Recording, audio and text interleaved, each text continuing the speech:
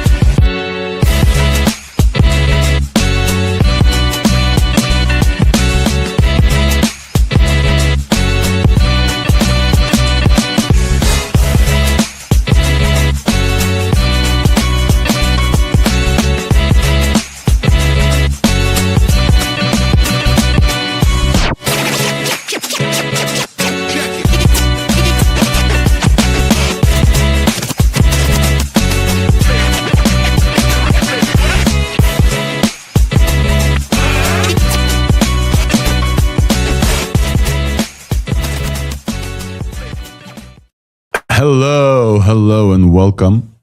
Hello and welcome. Hello and welcome. There we go. Hello. Welcome to ThursdAI. This is Alex Volkov coming to you live from Denver. It's a little bit later than we usually start, but I hope some of you who joined us on the live stream saw a few of the openers that were prepared by Claude and Hyperframes. I'm going to tell you all about this. Today is a big day. NS41. If that means anything to anyone here, then you are too connected to X. You need to leave your house and go touch some grass. But if it means nothing to you, and if you're asking in our chats, what is NS31? Everybody's saying NS31 is today. Then we'll tell you all about this. But plus, we have a huge show. And to help me through kind of explaining everything that happened in the world of AI today, let's bring up some co-hosts here. We'll get Ryan Carson, who's back, Wolf from Ravenwolf, Jan Peleg, and LDJ. What's up, folks? How are you doing? Let's start with our long-lost brother, Ryan Carson. Welcome back, dude. People What's up? Let's go. Everybody, it's so good to be here. I was in Japan with my family, and I'm back. You are back, and you chose a hell of a week to be back, man. I'm excited. Good to be here. It's a crazy week. Were you up to date at all, or were you just like disconnecting? So we need to keep you up to date. This is the problem, man. You can't turn off now. And I can code from my phone. So yeah, I didn't go anywhere. You didn't disconnect, just different time zone. We'll say hi to Wolf from What's Up. How you doing? Hey. I'm not. It's hard to keep up with all the model releases. The benchmarks take time, the analysis takes time, and when you are done with one, the next one is already there. But I'm not complaining. I mean, this is the acceleration we've been waiting for, so keep going. This week definitely felt accelerated. My usual spiel is that, hey, until Wednesday, I kind of like, here's a piece of news, and then only until I start preparing the show notes, which we're serious business here, folks. We have like a round of show document and everything. But not only until Wednesday do I start feeling that, oh my God, there's so much to talk about. No, I knew that this week is going to be insane from the moment we ended the last episode. Because the moment we ended that episode, Codex dropped a huge new update. We didn't have enough time to tell you about this. And then I went on 4 live streams since then. So some of you, like Milos and some folks in the audience, have been with me throughout all these live streams. So welcome to live stream number 5. Since the last show, we have tons to talk about. Jan Peleg, how are you doing, man? What's new? I see the glasses. Are you ready for NS41? Have you guys seen Quen? Which of the Qwens? There's 2 Qwens, man. Which one? The one that gives you Opus 4.5 at home. that kind of one. And Codex, and there are also some rumors. Spreading rumors. It's not even rumors, bro. It's not even rumors. Not even rumors at this point. If you go to the OpenAI official account, they posted something that says NS41. And NS41 in base 64 is basically 5.5. If you take the string that they posted, convert it back from base 64, you get 5.5. So we are going to have... Conspiracy confirmed. That's conspiracy confirmed. It's not that big of a conspiracy. Yeah. They leaked it in Codex. Let's just say somebody saw a screenshot in Codex with a bunch of other models that we also have to talk about. Again, folks who are just joining us, OpenAI is about to drop a new model. We don't know when. So we're really, really hoping that they know that ThursdAI is going on and just going to drop in the middle. They love dropping in the middle. So we will ask you in the audience. I'll talk directly to you, the audience. Please, if you are monitoring the situation like us, send us a link in the chat that if anything happens for OpenAI, in case we're getting too excited about the show and we're all in this debate, tell us that you're seeing the OpenAI is about to launch something. But there's a bunch of open source as well. I think we should probably start with very soon. LDJ, what's up?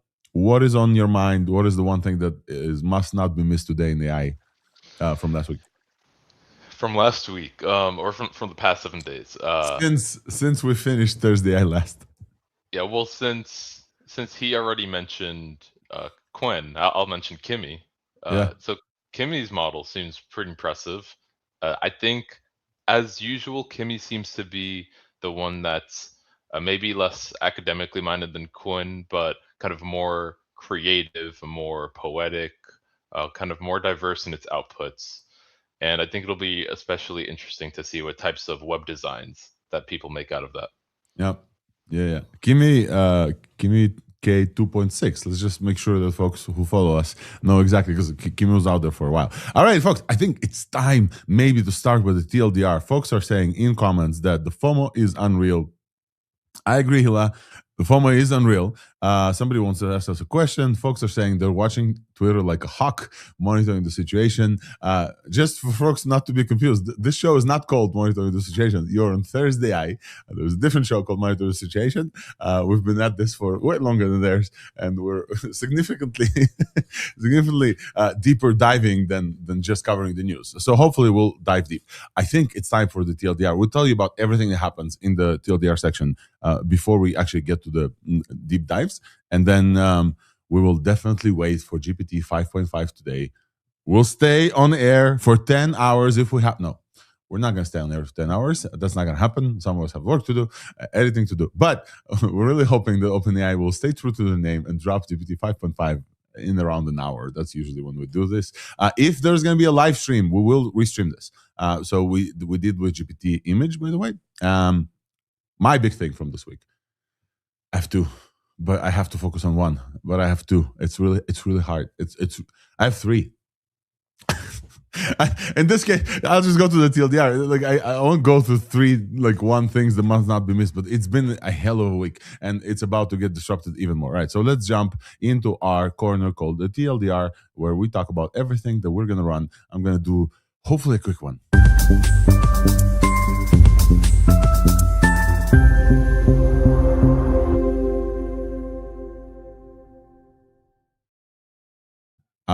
We are in the TLDR. Let's add Niston. We are doing the TLDR. I'm having trouble sharing my screen. Of course.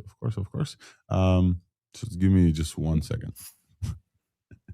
Meanwhile, let me welcome Niston to the show. Niston, can you tell us, please, what's good about this last week? While I'm gonna go on a quick refresh.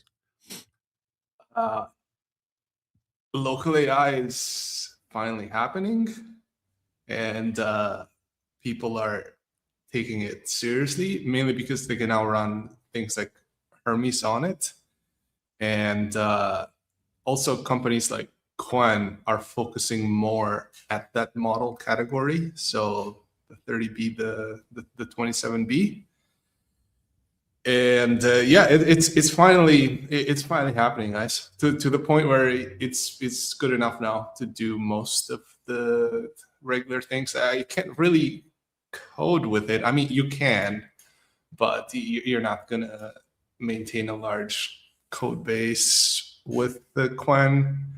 Also, I don't know why more people don't do this, but you can have a dumb model coordinate to smarter models. It's not that hard to fire up a bunch of Claude-P commands and just get it to do a whole bunch of things. Anyway, myself, I'm back to running Ralph because I cannot handle Opus 4.7 otherwise. So I started rewriting. It's the temptation to build your own harness is real, but don't give in, Niston. Oh no, I did. I already did, but Ryan's still against this. Still, Yeah, the harness minimalist. Yeah, I'll tell you, you can spend your whole life vibe coding your own shit, and sometimes you just got to pay for it. We lost our host? Did he just decide he has better things to do? I'm back. He decided that some technical things need fixing in the middle. I thought you were busy or something, you know? No, I can't share my screen. I have no idea what's going on, folks. 3.5 years of doing the show, and now I can show you the TLDR section. I'm just gonna read it out because the show must go on. And he went to build his own harness. Yeah, I hit share like all my tabs. I probably need to restart for now. Okay, as I said, TLDR. I'm just gonna read this with no visuals. How does that sound? It's gonna be like a podcast, no visuals. All right, folks. We have your host and guest here. My name is Alex Volkov, and the AI Avengers with Weights and Biases. Your host for today, co-hosts. We have everyone. Everyone's here. Finally, yes, Ryan Carson to my right. I don't know if you guys see it mirrored, but like Ryan Carson right here, Wolf from Raven Wolf, LDJ down there. Jan Peleg, and Nistan Tahir. We have no guests today. It's just us. I think it's going to be plenty because there's tons of stuff to talk about. So, okay, the number one thing we have to talk about is GPT Image v2, folks. OpenAI released finally the response to what Google has had a leadership in for a long time. GPT Image v2 is in the API in Codex, is OpenAI's new image model, and it renders images up to 4K resolutions. It's a thinking and reasoning image model, so it means that the more thinking you give it, the better it does. It does insane things like generating full-on QR codes. Barcodes. It does equirectangular images in 3D. It's absolutely insane. Production grade editing workflows. Some of the imagery, if you saw the thumbnails for the show, were generated with Image v2. It's great character consistency. It's not perfect, nothing is, but it's really, really, really good. So we're going to talk about this. It's so good. It's just fucking. OpenAI just knocked it out of the park with this one. I'll have to fix the showing part because I really want to show you stuff. But it broke out in the ELO Arena score by a significant margin. I don't know if you guys saw this. And we went on a live stream, me and Peter Gosta from Arena, and he went through like a very detailed breakdown. So definitely, if you missed any part of this, you want more examples than we'll show you today, check that out. OpenAI's internal models leaked, so we know the GPT 5.5 is ready to go. We don't know when, but OpenAI today posted on their account NS41, which is base 64 for GPT 5.5. There's other models in there in that leak. Code names like Arcanine and Glacier-Alpha and GPT-Rosalind. And like, I have no idea what those are, but I definitely know the 5.5 is ready to go from leaks. No background information at all. Also in big companies in the LEMS, one big one was Claude Design. I don't know if you guys tried that, but that is fucking magical. This released on Friday. This is a design, early preview of something. And you know as well as I do that many people use Claude to do some designs. Many people use the Figma MCP, blah, blah, blah, blah, blah. They released the whole thing on Friday. They crashed the Figma stock by like 5%. And I can see why. It's not a Figma replacement, but oh my God, that UI is so good. I will absolutely have to fix my shit to show you because I generated a whole brand guidelines for ThursdAI with the logo and everything. And some of the opening responses, this is, some of the opening videos that I showed you here is the result of that brand guidelines. They have added a new usage meter in Claude Max settings. This is only available for Claude Max subscribers. And I blew through that like nobody's business. Like it's just, I can't use it until tomorrow. So hopefully I'll be able to show you something. Also in big companies in news, have you guys heard of this VS Code clone code Cursor? Anybody here heard about Cursor? What's that? I don't know. Apparently Elon Musk did. And apparently Elon Musk is ready to give them $10 billion to experiment inside the GPU system of xAI. And apparently, if that is successful, there's a $60 billion deal to buy Cursor into xAI. It's basically $60 billion to buy it with a $10 billion break clause. So yep. I think it's going to happen.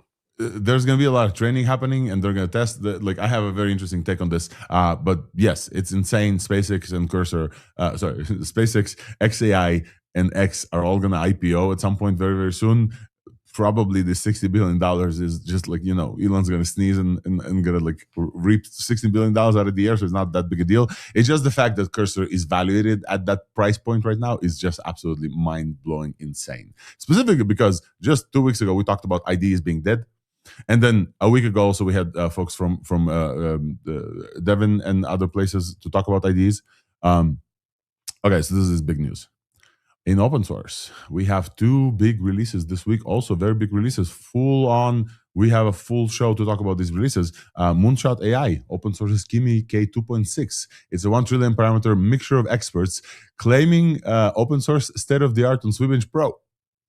And we have Wolfram that I think tested this out, and we can talk about Kimi K2.6 already. And a browser comp as well. Great evals all around. And then Quen, our friends from Alibaba Quen, released week after week, they keep releasing things. This one is Quen 3.6 27B. It's a dense 27B model. Last week we talked about the MOE of Quen. This is a dense Quen that beats their own flagship 397 billion parameter on every major coding benchmark. So 27 billion parameter model beats their almost 400 billion parameter model. We're going to talk about that one as well.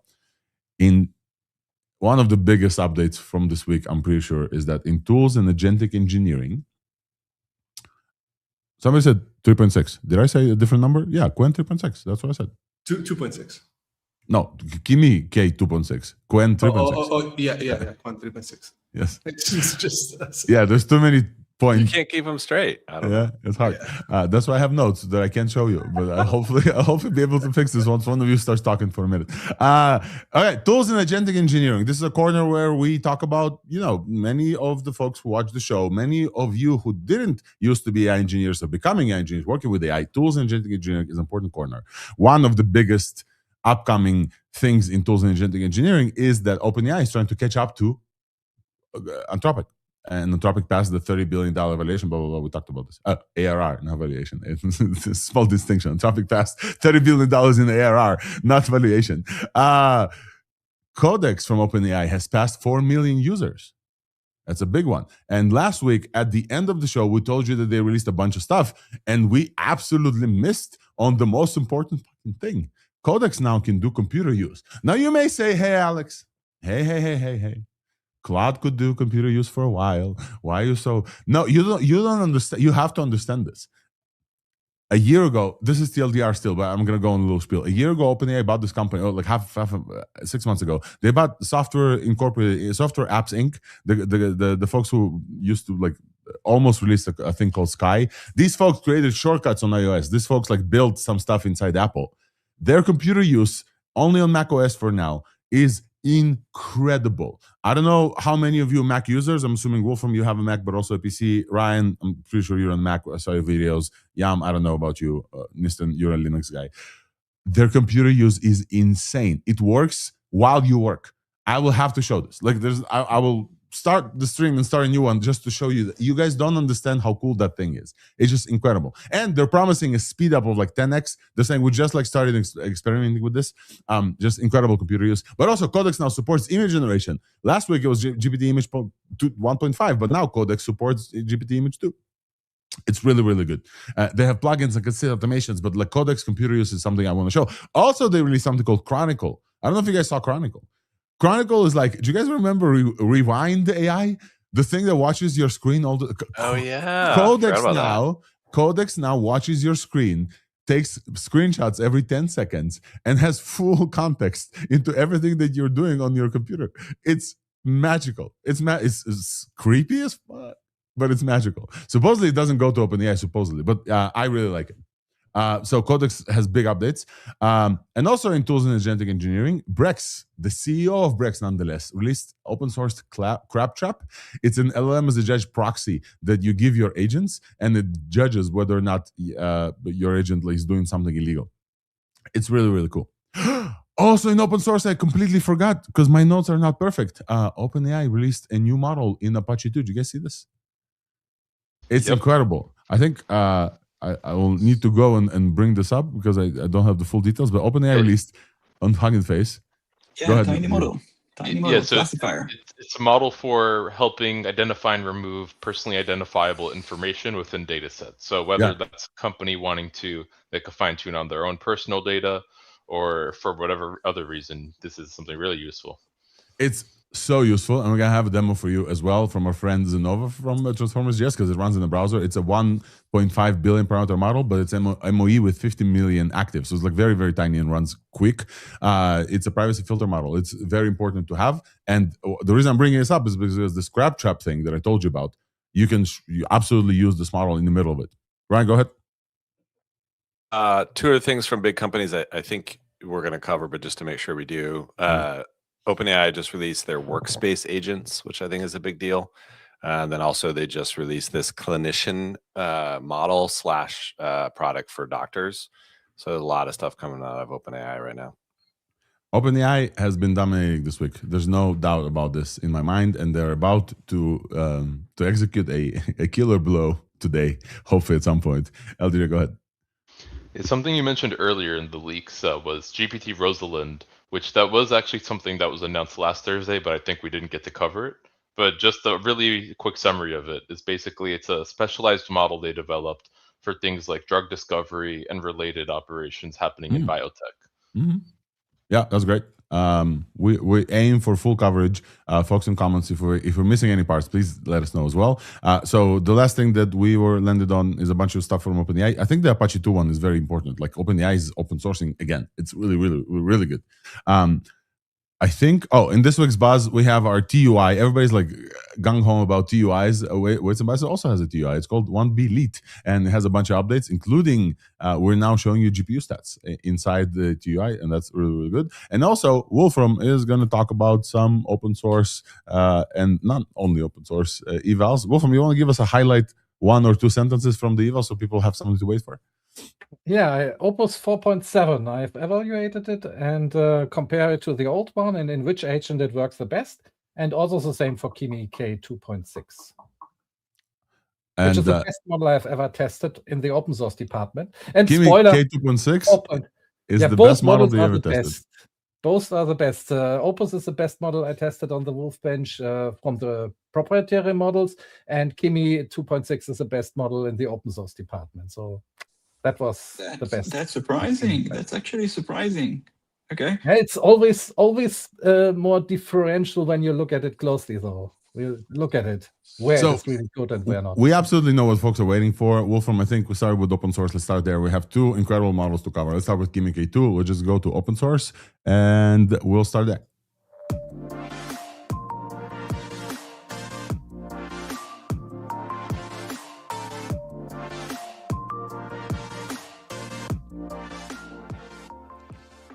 Open source AI, let's get it started. All right, let's get it started. I have no idea how quickly all y'all put glasses in the 13 seconds that this transition was in there, but I love it. I think every transition would show up with different clothes and like props and everything. That'd be very, very cool. But also open source AI. Let's get it started. Wolfram, please take it away. LDJ and Nistan, I count you guys to support Yam as well. Open source. Let's start about Kimi K2. I'll just like do the intro. Okay. This week, Moonshot AI, the Chinese company Moonshot AI, decided to finally update their Kimi K2.5 to a new model, K2.6. It's a 1 trillion mixture of experts model. They are claiming open source state of the art on agentic coding on stuff like Sweetbench Pro. 32 billion parameters active with 384 experts, MLA attention, 256K context window, and a modified MIT license. So not fully open, etc. It gets Sweetbench Pro at 58.6. Sweetbench Pro is the difficult more version of Sweetbench Verified, which we don't no longer cover. Please take it away and tell us why this model slaps. Wolfram, you started something. And Yam, welcome to join as well. Do you want me to look at the benchmark results already, or do we do it in the... No, you can show benchmarks. Yeah, I can't show anything, so do something visual for the audience. Yeah, you already gave the technical details, and Kimi has always been a special model to me because, like LDJ said, it is not so robotic like other models. It has, from the beginning when it came out, Kimi K2, it started to be very good at the writing department and felt really, really good and creative. And when it came out, it always was one of the top models. So the new version, it is not just the top among the open source, but it is also top among, I would say, it even beats proprietary models. Let me show you what Wolfbench has shown. I will just open the page and share it. So, okay, we definitely have to fix the zoom first because there's so much information on here. And just a quick thing about Wolfbench. I'm not just looking at the average score, but I'm also looking at how many % of the benchmark can it solve and how many does it consistently for the different models in different harnesses. So what we are now doing is basically we are looking at Kimi K2.6, which I tested from the Moonshot directly, and comparing it to just Sonnet and the other models that are even better, still better. But it beats, for example, Kimi bet Gemini 3.1 Pro preview. And of course, it's better than the old one and all the others. So it's the best open source model I have tested so far. And if we look at it closely, it is basically on the Sonnet level, very, very close to this. And the different colors are different benchmark agents. Terminus 2 is a terminal bench 2.0 basic agent, which is the default. You always see if somebody gives the terminal bench score, it is this agent. I also tested Claude Code, but this is not relevant for this, so I will just remove it. And Terminus agent OpenClaw. These are also the agentic stuff. And terminal bench is an agentic benchmark, and I care about which agent works the best with this. And if we look at Kimi K2.6 and looking at the terminal bench and just Terminus 2, then it, like I said, is better than Gemini 3.1 Pro.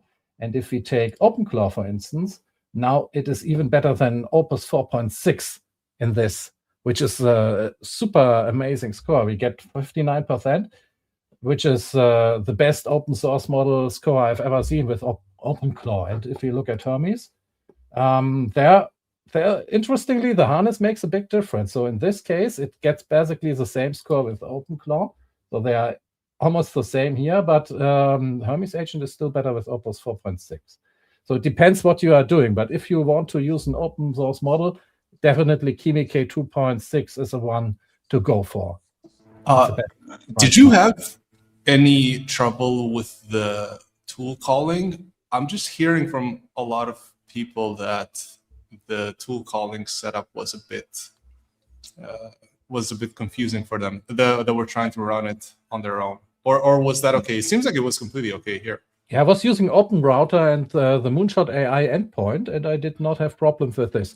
Okay. And the interesting thing is, in the OpenClaw benchmark and in the Hermes benchmark as well, I do not even tell it that it is running as an agent. I'm just using the default setup, so no custom prompts. I think it could get even better if you tell it, do not ask the user some questions, because some tasks failed because the model couldn't figure it out on its own. So it tried to ask the user, but there was no user to answer in the benchmark. So it could be even better with prompting, which is another level to look at. I just want to mention, there is no doubt that the scores are high. However, the scores are, this is a very low-tech solution. I hope you can see. We have a report from Brightmind that the model might be a little bit benchmarked. What we see here is a rendering of a lava lamp by Kimi, and by the other leading models. You are more than welcome to go and check Brightmind's profile to see the exact source for this. I hope you can see anything. Basically, what you see is that the lava lamp doesn't look well at all, and all the other models that he is comparing with are producing pretty nice lava lamps. As you can say, I wish I could show it to you in a normal way. All I'm saying is that benchmarks are not everything, and I just want to push back and give the other side of this because clearly the benchmarks are high. So yeah, it's the best one I've tested with the agentic test, so I can only say that. Everybody has to do their own experiments, of course. I think benchmarks are a great way to see which models are worth to look at in more detail. Because if they fail completely on a benchmark, it's probably not worth to invest the time to test it with your own test. But if they are really good, that is a model you should look at. Yeah, you also have to keep in mind, that 3D performance, that's something that they have to train for and need a lot of data sets for. So it might be very good agentically and as a tool and just not be great at all to do stuff in 3D. For example, the new Quen, the closed source Quen, the 3.6 max preview was pretty bad for me when it came to stuff like 3JS and making animations and things in 3D. But it looked great at everything else. So there's also, but yeah, the frustrating thing is that there is benchmaxing going on, but the models are also good. So it's getting a bit hard to tell in that regard. So I wanted to join this. I'm back, by the way. Hopefully now for good. That I've tested this model myself as well. if you guys are still on Kimi's. And I remained unimpressed. I tested it on a bunch of stuff. It feels like it's overthinking too much, and it gave a lot of. Well, I don't know if you mentioned this. Sorry, I dropped, but like definitely there's like way too much thinking going on to achieve something. So the scores that they show, they don't usually show the times as well, and that's something that we need to like start thinking about as well. Like how long does it take that model to get to that score? Something that I don't think publish. That's why Terminal Bench has the cutoff, right? Like how much you can do. Yeah, we can also look at how many tokens it generated. I'm actually writing an article for our blog about this, where I'm looking at a comparison that will go much more deeply into this. Because, yeah, this has also been one of the most expensive open source benchmarks I did, because it takes so many tokens to respond. That is something you don't see when you just look at the scores. But I'm also working at a way to visualize that as well in a future update of Wolfbench. All right, folks, are we ready to move on to the next open source? Let's talk about Quen. We have a bunch of other stuff to talk about, but let's talk about Quen 27B. Who got super excited about this? Listen, I think I heard you guys say it, LDJ as well. Oh yeah, is my audio okay? By the way, there's landscapers cooking outside. Your audio, we hear some landscapers, but also like you're coming to a little bit louder than usual. But let me just while you fix this, let me just like say the thing, folks. Alibaba released another Quen for us. It's Quen 3.6 27B dense model. Last week they released the MOE version of a very similar size. This one is a dense model, which means just one model, no MOE, 15x smaller total parameters than their flagship 319.7B, almost a 400 billion MOE, and it beats it. It wins on every coding benchmark. A model 15 times the size. It's Apache 2 license. It gets a Swibench verified. I don't care about Swibench verified. I'm just skip. Terminal Bench at 59 matches Claude 4.5 Opus exactly.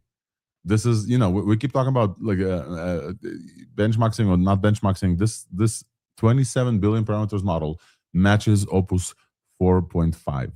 This is quite crazy.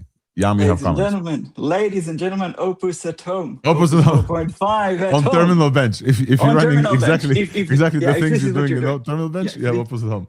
No problem. If this is what you're doing, you get Opus at home. Yep. Just saying. Yeah. It's a really good model, man, and it's a dense model. People that are you can't go better than that. Yeah. You can't go better than that. That's the top, man.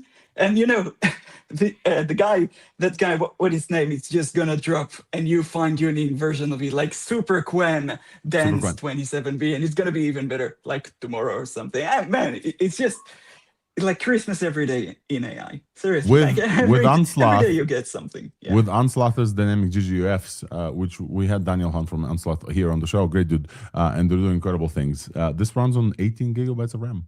This is it. Like Opus at home runs on 18 gigabytes of RAM. Unlike the Kimi model that we just told you about before, which is a 1 trillion parameter that only us at CoreWeave and some other folks can run, you're not gonna pay for Kimi. Let's be very clear. Nobody here is going to host their own Kimi unless the business pays for it. It does not make sense financially. It just doesn't make sense. If you are at that level of paying, just pay for the max account, whatever API is, right? But there is this thing where like, oh, we like open source, but also there's this thing we like open models, local models, open local models. This is an open local model. 18 gigabytes of RAM is very affordable and goes around, and so like definitely some folks will like to run this. It's more like Sonnet 4.5 at home when people are actually using it. When it comes to terminal stuff, it's very good. It's on par with Opus. And when it comes to judging things visually, it is very good. There were some issues that people had with 3.6, so it's not quite plug and play where you just replace it as the proxy for Claude code. They notice very different issues like managing hard Git merges and stuff that it was making a mess at. So it's not quite there, but people do feel like it is Sonnet 4.5 at home, and that is a huge deal because that can do most of your non-important tasks now, and you can do it. You can buy a used 3090 for under $1,000 and run it. This is the biggest change here, because yes, we always talked about open models, but people had to run like 4 3090s at home or figure out some crazy setup. Now it's becoming, you can just go and buy a 24 gig Mac Mini and run it and just run Hermes on it and check your emails and everything. Bro, I've been running Sonnet 4.5 for a long time. It's absolutely usable. Man, it's usable. Like it's great. It's great. I'm taking Sonnet at home. I'm taking Sonnet 4.5 for what is it? For $700, $600, 3090? Man, we never had this. And you pair this now with OpenAI's privacy filter model, which I find the architecture of this tiny 1.5B just completely insane, because it's a mixture of listen, don't skip. We have to announce the next piece of news. You can just skip. All right. We'll segue into that. All right. Yeah. But yeah, let's segue into that. Look, like Nista, you just did the job, folks. The last piece in open source news that we're going to cover before we jump into like a bunch of other stuff is OpenAI is open again. OpenAI is open again. First of all, let's just say Codex is open. The whole thing about cloud code, code leaks, whatever. Codex has been open source since the beginning, so there's openness in OpenAI. But also, OpenAI is open sourcing models again. Not LLM models, but fine. They open sourced privacy filter. And let me just show you, because I finally can. I went on a journey to do this. Let me just show you privacy filter. Are we seeing privacy filter? Not yet. But God. have you seen what they comment? They also comment some stuff on the timeline. Oh, there's new comments about privacy filter or something else? No. They have comments about other models. Like other providers. So hopefully you can see now. This is quite awful, but okay. Privacy filter does this. So if you watch my screen, you can see that there's a text that's marked, "Hey, private person, here's a time scheduled for private date, and here's a account number, private account number." This is kind of boring to show you, but basically privacy filter is all about PII, private identifiable information. So the stuff that, you're afraid that your OpenClaw is going to leak, for example. They also call API keys also privacy stuff. Let me just show you the best damn example from a friend of the pod, Zenova, who just built this incredible demo, because this privacy filter is so small, it runs on your computer. So we're gonna do this. We're gonna show you this privacy filter demo on your browser, on a CPU, on any browser. This runs on browser. You can see the loading model goes 20s, 25, 30. You can see this, right? And that's really important, by the way. This is me downloading and loading the model into memory. This is me downloading and loading the whole model into memory. It's about 1.5 gigabytes. It's not that big. I think it's even more quantized. Actually, let me see if I can zoom in here, zoom out. And we have this case file, this beautiful case file. Let me make sure that you guys can see this properly. Okay, you open up and you see this text. This morning review began with a careful note from our CEO, Sam Altman. It looked harmless, but it still contained contact details, blah, blah, blah. There's a date here, my birthday, there's a phone number. You hit this beautiful redact button. They run the model with beautiful effects. And the model super quickly identifies there's one person name, there's one email, and there's one phone number. I don't know how, like, he posted this demo like a second after this model got released, so like this beautiful demo, and there's a date. Also, you can do your own thing. You can build your own page and just like put everything in there. So we're going to do a new page, and we're gonna say, hey, this is Alex Volkov coming to you live from Denver, Colorado at 1245 Basement Street, comma. With me, we have Wolfram Ravenwolf, Jan Peleg, Nistan, and Ryan Carson as well, showing up on October 17th, 2056. All right. This is such a cool demo. And then we're going to hit redact. And we'll see what is going to come. So you guys see that it's not perfect. Okay, so hopefully I can zoom. Oh, I can zoom. Yes, amazing. Okay. So this is, you can see Alex Volkov caught, and then Denver, Colorado at 2445 Basement Street, it didn't catch. Now, it's very interesting because it's not a real street, so I gotta wonder if that's the reason. But if we change this to, let's say, I don't know, Xantia Street, let's say. Oh, Xantia Street. I didn't even know that this works, and let's try to redact again. No, so you see it's like not a foolproof model. But you can see names. It got Wolfram's name, which is not a very standard name. It's a acronym. Jan Peleg, John. Nistadin, and this is my Ryan Carson. And also, it didn't get this October 17th to 2026. But if we do October 17th, 2056, let's say, I think it will catch it. No. That's very interesting. So we got some failure modes of this model. But this thing runs super quick live. Why is this important, folks? Here's an example of why is this important. I'm going to drop an actual key live on stream. I'm going to drop one of my keys that I can rotate. I'm going to do it behind the scenes so you guys won't see. Okay?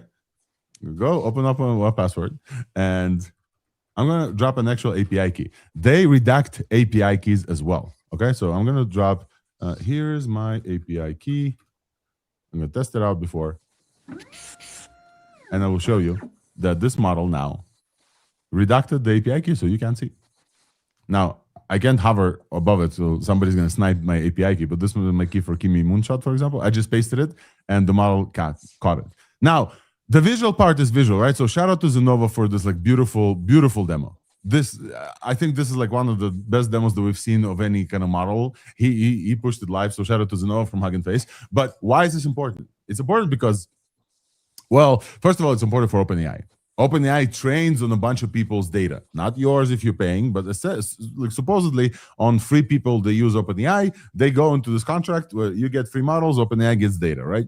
That data, they don't want to train on people actual like personal identifiable data. They want privacy. They want to anonymize this thing. This is how they anonymize. They also, the reason why they open source this model is so that other people can say, hey, there's a failure mode when you spell out the date. So, for example, OpenAI, if you're watching, hey, this is Alex. If you spell out the date, there's a failure mode. And also, it didn't catch Denver's fake addresses that I put in there. Folks, thoughts on this architecture-wise? LDJ, go ahead. You were first, and then we'll go around. Yeah, I want to add a quick clarifier on the OpenAI training on data, at least. Of course, it's possible for corporations to lie, but the policy, at least for OpenAI, is for free users, it is by default on for improving the model for everyone training on the data. However, in the settings, it is an option to turn that off, even if you're not a paying user. Of course, like I said, it's possible for corporations to lie, but that's the policy at least. Yep. That's definitely the policy. And let's talk about the model itself. It's a 1.53. Wolfram, go ahead. I think this is a very important model if you think about the agentic use cases, like when you have your OpenClaw and Hermes agent running, and it's always a threat that it is leaking data that goes out. So if you use this as basically an intermediate model that checks what goes in and out, it could redact the data and notify you. I think that is an important security measure for using agents in a more secure way. 100%, 100%. And this is why the categories that they have there, let me go back and tell you the categories that they are focusing on. They're focusing on, where is this? Give me a second.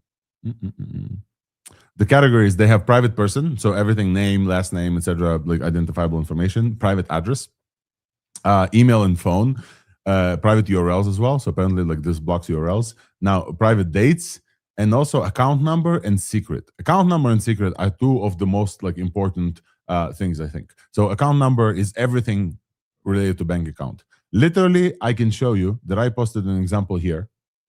This is my email today to somebody at AI Engineer Miami, where I requested reimbursement for flights.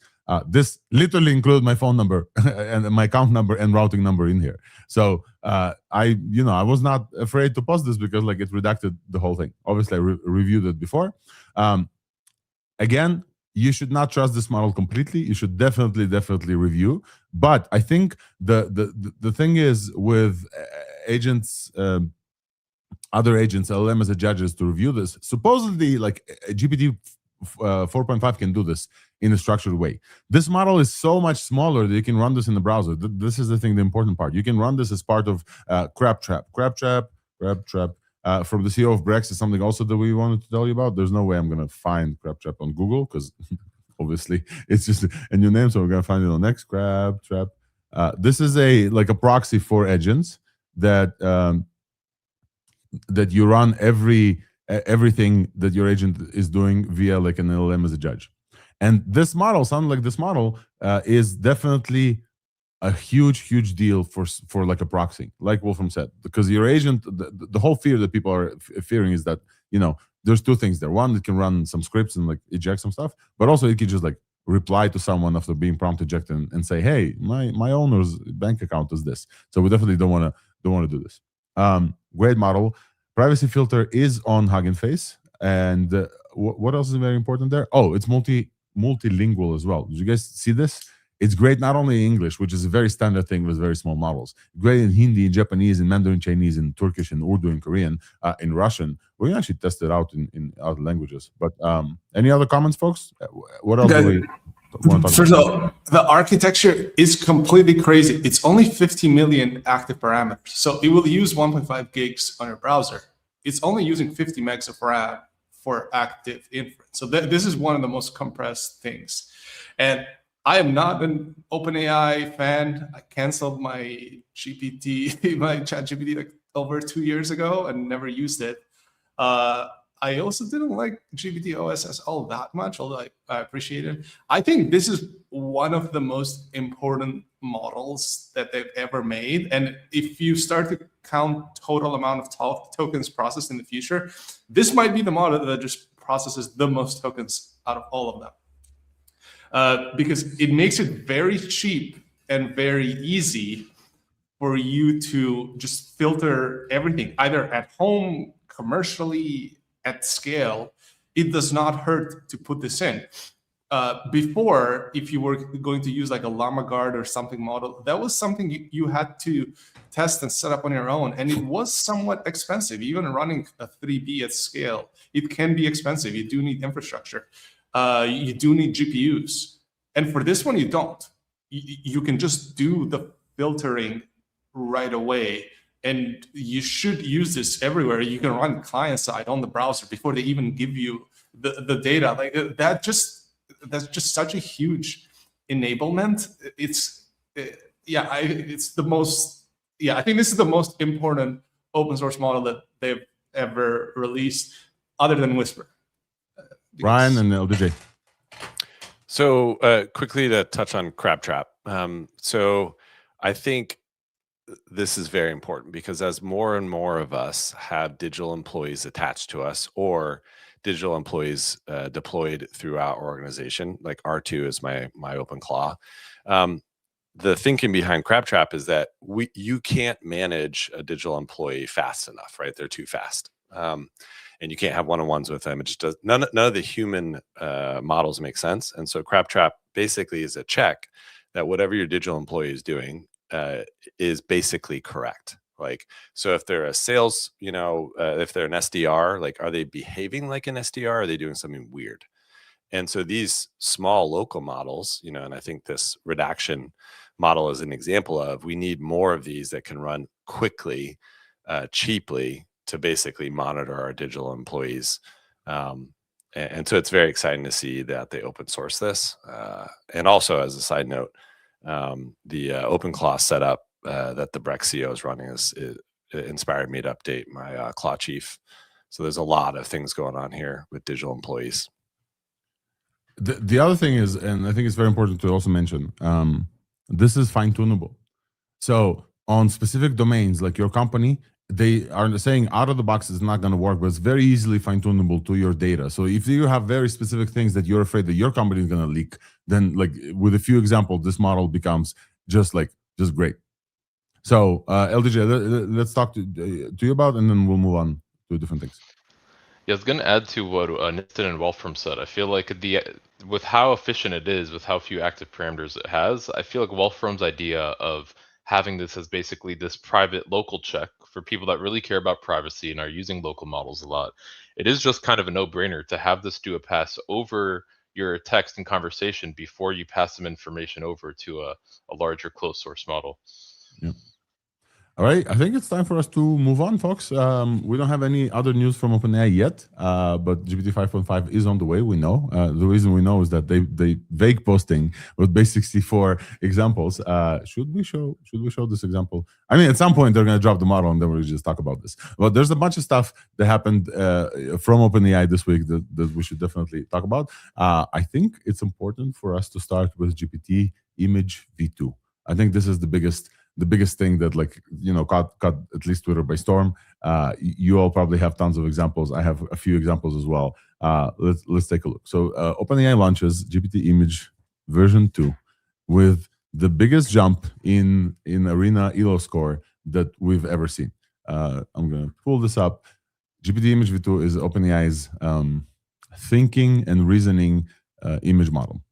Why it doesn't matter that it's thinking and reasoning? Because it can do things that no other image models before could do. It's just absolutely incredible. The highlights there is it can create QR codes, which I don't know if it's a tool use thing. I don't know if it's Photoshop. Somebody here explained to me how the heck can a diffusion image model create QR codes that work. LDJ, go ahead. I think it just generated it. Seriously. Yeah, I think it's probably omnimodal, where it's like this unified model that's actually doing reasoning all in the same network, because they have it actually, and you can have it medium reasoning, high reasoning, and in LM Arena, actually, I'll link this. But I know we've been skeptical of LM Arena lately, but for images, I feel like it's still a bit reliable, and it's insane. So I actually went through the past 50, the top 50 rankings in LM Arena. Yeah. And there's not more than a 50-point gap between any of those 50 ranking neighbors. The exception here is GPT Image 2 that just released. Even on just medium reasoning mode, it's over 200 points above the last top place. It's insane. It's absolutely insane. The jump is insane. So I went on a live stream when this got released and played around with it, and then I had the chance to host Peter Gostev, who's doing evals at LM Arena, and obviously he has some access to this model. Before he had like over 500 examples to show us, where he ran this model against Nano Banana Pro and GPT Image 1.5, which was awful, just completely awful. You can see it here. I don't know if 1.5. 1.5 is number 4 here. I don't even think it's number 4. So this like throws a little bit of a about this ranking. But 1.5 was not great. Specifically, very, very bad at comparison. GPT Image 2 blew every other model out of proportion. It's just like the character consistency is great. Everything is great. I definitely want to show you some examples, but this is the kind of the jump that we see from Nano Banana 2 and Nano Banana Pro, which is like incredible models. You can see this ELO rank jumps by almost 300 points. Now, what does this mean? This means that people are watching the two examples of models they asked to generate models, and they just prefer GPT Image 2 93% of the time. I think this is quite crazy. Too. Yeah, and they don't know about which model they're using, so there's no like recency bias, etc. Let's show some examples, folks, while we talk about this. Have anybody played here? Ryan, I think you said this is like an incredible model. Oh, it's so good. And it's good for real stuff, right? Not fancy, fun, play stuff. So I'm already integrating this into my marketing engine. So what I do every week is I interview somebody in the divorce space, which is what Entangle is. And then I basically have a pipeline every night that looks at that video and then creates a killer Instagram cover. And it's on brand. And it's just so good. So this is really, really going to change people's marketing workflows. It's nearly perfect at text. I think I was able to see like one typo as well. And again, if you guys remember, every model that was released since Nano Banana Pro, we compare to Nano Banana Pro. We keep saying like nobody's close. This beats Nano Banana Pro on realism. This beats Nano Banana Pro on everything. Oh, I just got a ping from Peter Gostev, our friend who just hosted the thing that I want to show you. Let's see if he sent me a link. Yes, amazing. Shout out to Peter Gostev, folks, from LM Arena. He did this demo, and I'm going to show you. And I'm going to show you how deeply LM Arena goes into evals, okay? There is a lot of tests here, a lot. I can't even count. I think it's over 150 tests, if not more. It's gonna take a while for me to load all these images, but we're gonna see a lot of Peter Gustav here. Okay, but you can see that this is he has a bunch of prompts in here as well. He has very specific prompts. He has very specific prompts. There's like 30 things that the model needs to get right. The framing is slightly sloppy, not composed. A wet footprint trail crosses the tiles. There's like a lot of like very specific prompts. So this is an example of GPT Image. Let me zoom out here so hopefully we can see something. We're not loading the image on Zoom, probably because I'm loading 118 prompts, 517 images. The dude goes deep. So okay, you can see on the left, this is GPT Image 2. In GPT Image 1.5, you guys don't know Peter, but that's not how Peter looks like. So GPT Image, the previous one, was not as good at like character consistency. Grok is, I don't know why he decided to compare to Grok. Grok is consistently the worst out of like all of these comparisons. And then also, this is Nano Banana 2. And all right, we're gonna have to wait until the whole page loads before we zoom in for some reason. This is a vibe coded example. But he also provided reference inputs and his like selfies. GPT Image Pro just like absolutely knocks out of the park. This looks like an actual thing. So you can see a wet footprint. You can see like this cone. Let's move into some like more compositional examples. This is also a great image that like he showed. The prompt here is rescue helicopter. He provided reference images and said hyper-realistic 1970s newspaper photo of Peter hanging half out of a rescue helicopter over a flooded town. Okay, he should be grimacing at the wind, wearing soaked yellow rescue headset. So this looks like a photo. This literally looks like a photo from a magazine. You guys can see there's a little bit of magazine. GPT Image even added a specific commentary here in the magazine. Helicopter crews were in action throughout the day, rescuing people trapped. This model just added this text. Like this text wasn't part of the prompt. I love it. And you can see the other ones. I don't know what's going on here with Grok, but this is not a person that's grimacing. It kind of does look like him a little bit. And then Nano Banana 2. Sorry. Nano Banana 2 is where's Nano Banana 2? Here's Nano Banana 2. This does not look like a 1917s like newspaper. So this model wins on a bunch of stuff. The reason why there's two GPT images here is because I think one of them is on high thinking mode. So the thing we absolutely must mention here is that this model performs better the more thinking you give it. So if you go to ChatGPT interface, we can do so right now, and then you select the reasoning like level, this model performs significantly better the more thinking you give it. And on Pro, this model is just like absolutely mocks every other like image generation model that we've seen with perfect text, with perfect fidelity of character consistency. The things that they said on the live stream is this can also generate multiple images with character consistency. So they literally generated like a manga anime comic, and from page to page it looked the same. LDJ, go ahead while I show some more images.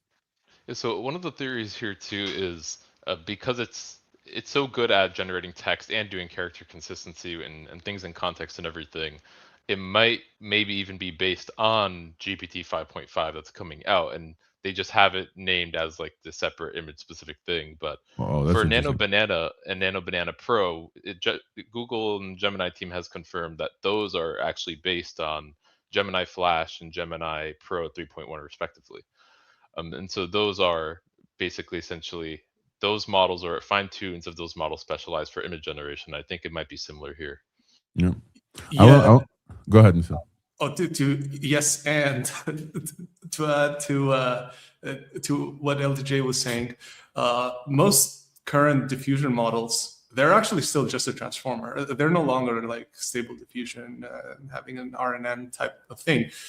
Like the actual part that does the image generation, it still just looks like any other transformer. And you have to pair it with a full big language model to begin with. And this is why Flux 2 has to be so large, because they package Mistral 24B with it. So I'm really excited as to how they might have done it in this case, where I do also suspect that they figure out a way to dynamically pair their largest model with the entire diffusion DIT transformer side to get to this level, because this just looks insane. I'm wondering how they've even ran it.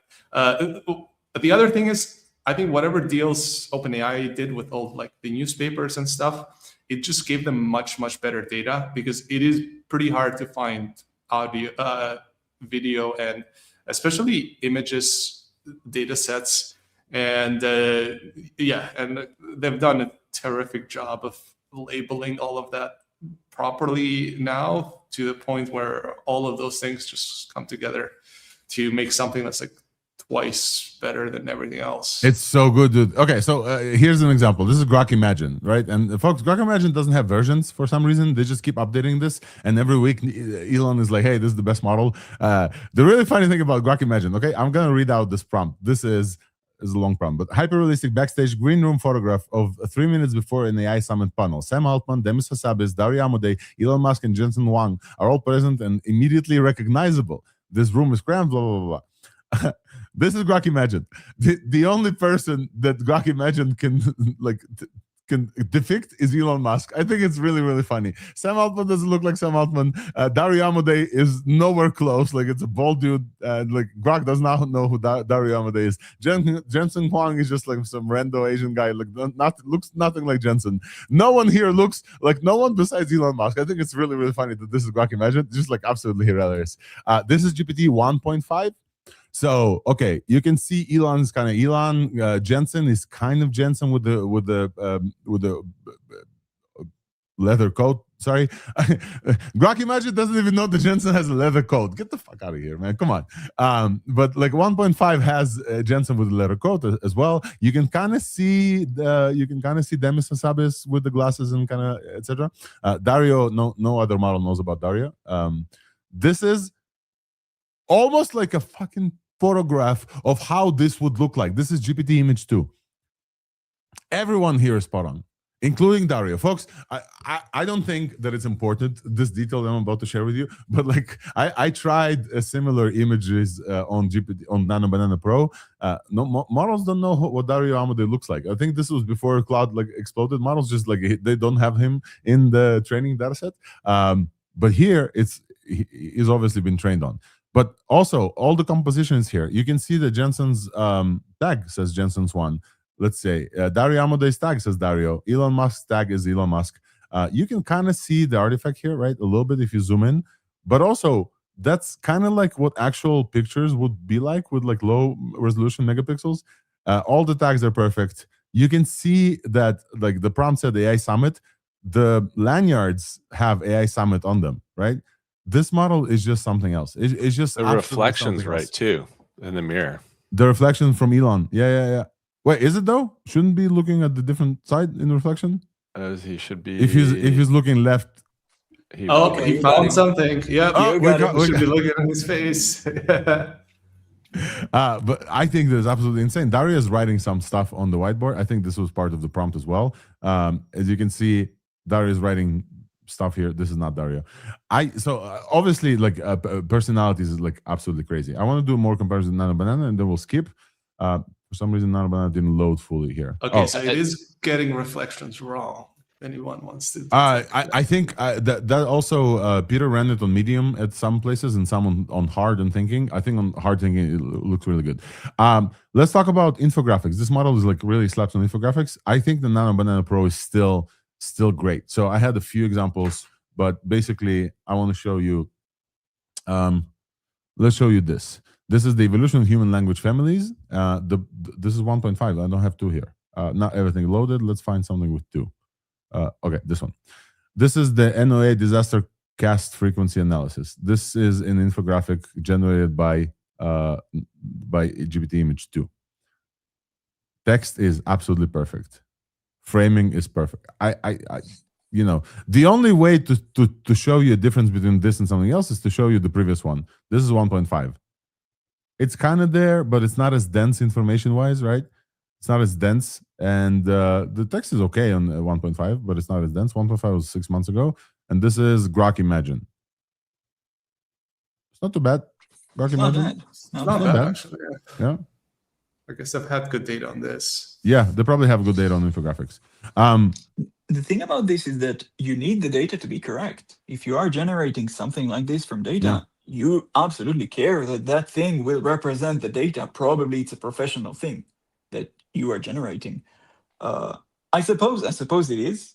I'm not claiming anything. I'm just saying that that thing has a very, very distinct characteristics for it to be successful. So, but yeah, all the text is so perfect, bro. I've seen it generate an HTML code of an SVG inside the image, and people took it and then rendered it, and it actually was that thing is crazy. It can write code in the image.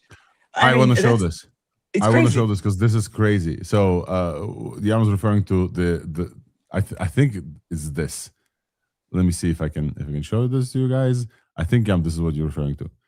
Somebody tested Simon Wilson's, friend of the pod, very famous kind of SVG Pelican experiment, where you like ask the model to generate SVGs, and then the coding models just write the SVGs. This model generated a screenshot of a Mac with a VS Code ID, I think. It's a VS Code. Inside. Wait, hold on. This is not a screenshot, and this is not real code written. This is pixels. I mean, it took me a while to understand these are pixels. It generates the pixels. The model generated a screenshot of a Mac. In that screenshot, there's a VS Code editor. Inside the VS Code editor, there's an SVG, and this SVG taken through a text OCR model that turns like text, into actual text, shows you almost a pelican riding a bike in SVG. This renders. So this model is basically like LDG. I think this supports what you're saying. This could be 5.5 with the presumption of like this is an image model. Wait, this is exactly, yeah. Generated running code in the picture, like not only running code, dude. It's more than running code. Running code is fine. This is a running SVG code that actually depicts something. It's like another layer on top of just running code. Like you can generate like an HTML page. Generating an SVG, there's a reason why this is a benchmark that Simon runs. Like it's hard to generate SVGs. These models don't see how it looks. This model generated a screenshot of code that actually renders into an SVG. It kind of looks like a pelican. This is absolutely mind-blowing and insane. There's like multiple levels of geekery that's going on here. Right. Yeah, I mean, what's funny about this too is that the Pelican test is a common test for testing abilities of models, and this is a Pelican that's better than some of the models just from like a couple of years ago. This is a better Pelican, yes. I think one more thing too. I heard Jan want to say something too, but one thing before we get off of GPT Image 2 is I think we should definitely show front end UI that it's generated. Yes, we'll show front end UI after this super quick. Riley Goodside, one of the like more incredible people who test like very, very difficult things. He basically said GPT Image 2 generate a game die, but instead of numbers, it has working QR codes for each of the Wikipedia articles of the actual numbers. So I'll say this again. What the fuck? I'm literally saying what the fuck as well. What the bleep? Because YouTube, we don't want YouTube to censor us. Every side of this cube has a QR code linking to a Wikipedia article about this number. So if you scan I have a QR code scanner here. I'm gonna actually do this right now. I have a QR code scanner in thing. I'm gonna like do like this, and then see. Yes. This is all of them work. There's a functional QR codes to every number. The model needs to understand what the hell are you talking about. It's just mind-blowing. Menus are mind-blowing. This one from Clairvaux, like selfie turns into the whole I don't even know what this is. Ryan, can you describe this? I know you're friends with Claire. Like, what are we seeing here? I think everybody's like. All right, I've also got sisters, so I can tell you all about this. This is basically a color palette for your skin. So you take a picture of yourself and you say, "Show me your color palette." And apparently, all of us who are married should do this for Mother's Day, and then it will generate this amazing kind of style color palette. Or I think it's called your. It's a girl thing. It's cool. Girl thing. So it's a girl thing. Do this for your girls. feels like we should bring at least one girl here on the panel as well to tell us all about this. Shout out to Claire. Maybe Claire can come. But this is incredible from one picture. Folks, we can go on and on. Like me and Peter, we just sat for an hour and a half, and I invite you. I'll give you a link, and we just like got excited. The last thing that we do before we move on, and LDJ, you're absolutely right. I feel like Claude saying this, but you're absolutely right. GPT Image 2 is incredible at UI interfaces. Pair it with the fact that Codex is not incredible at UI interfaces. What people are now doing is this thing. This is the new alpha. You ask GPT Image to generate a beautiful UI, and then you send it to Codex to implement. Instead of asking Codex to come up with stuff, this is now the creative brain, and then you just send it to Codex. Codex implement this, and this is beautiful. Here's an example. Yeah, I know you have comments, but LDJ sent this to us, so if you want to comment on this, feel free. This is a UI that GPT Image 2 created, and I think Codex coded. I'm pretty sure. I'm just saying, you might be getting it in Codex in like 5 minutes or something. Oh yeah, that's true. That's true. Yeah, it might be a reason. I sent another one too, which this is kind of even deeper into the meta. This is image generated with a GPT image, then Cdance 2 animates some of the images, and Claude Design then creates the whole website. Wow. In actual code. That looks super cool. I don't know how usable this website is, honestly. Like, Ryan, I don't know if you're going to rebuild your own website with like animated people. But, you know, for some stuff, this looks incredible. And the thing that we must highlight is also, this looks nothing like any website that Claude or Opus, Claude Opus or the Codex will generate for you if you just ask. This has to come from like a visual part of the brain. I don't know if we're doing this metaphor with like the left part being the creative and the right part being the analytical, but let's say we do this metaphor for a second. Codex and like the coding agents and everything, those are the analytical part. They can write. There's some attempts into getting like excitement and creativity in there. We know it's not that great. It's better than Claude and Codex. Ryan, go ahead. We have crossed a new threshold. So this feels very much like what we experienced in December, January, when everybody realized how good Opus 4.6 was. Now we're experiencing this with design. So with the entrance of Claude Design plus Image, 2 from OpenAI, we are now in a spot where you can really begin to get professional design out of AI. Now, what I do personally is I pay Brett from Design Joy to do an initial layout, right? So all of my web UI, all of my brand is done by a human, but now I can fully hand it off to AI, right? So as soon as you have your design system locked in. Sorry, Brett. I'm sorry. Well, it's just the truth. Like, this is where we're at now. I think any serious brand needs to pay a human to build out their brand initially and their UI, but pretty much after that, you can do this with AI. It's exciting. So just for completeteness of sakes, LDJ, you want to like send whatever you send in chat, like what's actually going on here, because I think it's confusing folks as well. What we're seeing here. Oh, okay, yeah. So GPT Image generates a mock-up of a website, and then at least in the image you were showing above, at least. So if you go back up, or this video, I mean. Yeah. Actually, if you scroll a little bit more up, and they mention, so then they pass the image that GPT Image 2 created. They give that image to Codex, and they're like, hey, can you turn this image that was created into an actual working website? And then it goes from there and makes the website. And then in the other example I gave you, they do the same thing basically, except they also send those images into Cdance 2 to animate some of those images into videos, and then pass those images and videos into Claude Design and ask Claude Design to make that into a website. Just absolutely mind-blowing. I got scared for a second. I thought those were actual 3D animations, and I thought it scared me. We reached. They crossed into something crazier. Yeah. But why does it, Nissan? Why does it matter? Like, if they're just pixels and images, they don't they don't have to be 3D. Right. Well, that would have been indicative of like a much smarter model that can build something of that quality. Yeah, we have this one. Yeah, we have Rick de la Schmidt sent us this. Thank you, Rick. This is again really good site. GPT Images to generate a photo of a cake decorated with SVG that, when transcribed to a file, renders another cake. So again, this is a photo of a cake that has SVG glazed on this with some glazing, and this SVG looks like food. like this cake.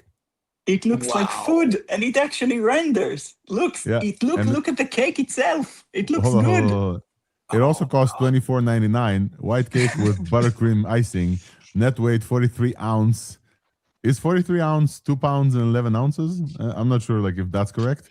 1.2 kilograms. That kind of tracks the size. So I'm also looking at like, you know, the extra stuff. It's insane. It is absolutely insane that we're here. That all of us started our like AI journey in the Stable Diffusion 2 that could like barely generate stuff.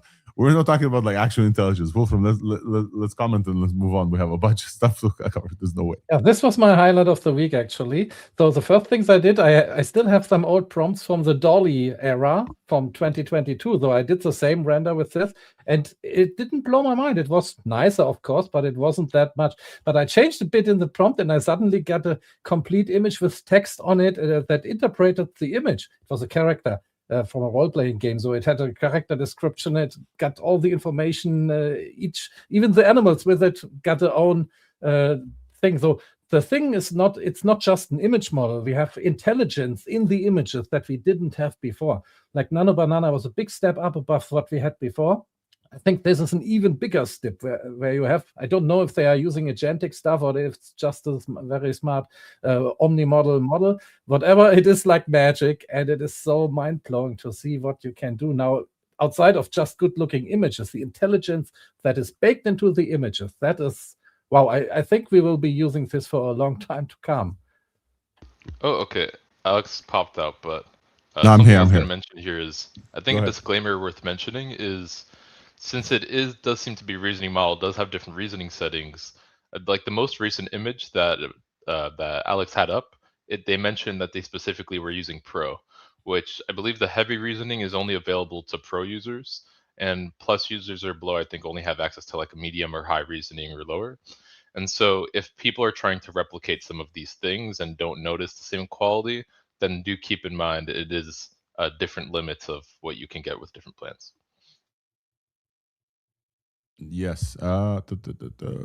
So speaking of plans, while you find that, Alex, I mean, but aren't we all now in a place where it's like, at minimum, except for Niston, I know, like if you want to do serious work as a professional, you're gonna be paying $200 a month for Anthropic, and you're gonna be paying $200 a month to OpenAI. Like I feel like you have to do that now, and the only reason why is because they're so heavily subsidizing the tokens. Like, if I was to go off my OpenAI plan and I had R2 run off of the API, it would be $3,000 a month. But I can basically run R2 for $200 a month because I'm on the Pro plan. Is everybody else doing this or what? Some people do API, and for some people, I think it's very important to run Opus only in their like Claude and Hermeses, for example. And hopefully today, we still don't have any news from OpenAI, by the way. We're still live waiting, but hopefully today, some of the comments that people have about, you know, agentic stuff that Opus is like much better at, they will address with this new model. But I agree with you, dude. Like everybody should be running these models, and the heavy subsidized thing is very scary because when Anthropic yanked the heavy subsidization of Opus out of the OpenClaw ecosystem, you could kind of see like the thing go down. And then also all these companies are now copying all these features into Codex, into Claude Code, into Cowork, into design, into like a bunch of features. So, you know, there's a diffusion of where things are landing. Folks, I think it's enough. By the way, they allowed it back, which is a complete mess. Allowed what back, Niston? We have to allowed the use of OpenClaw back in let's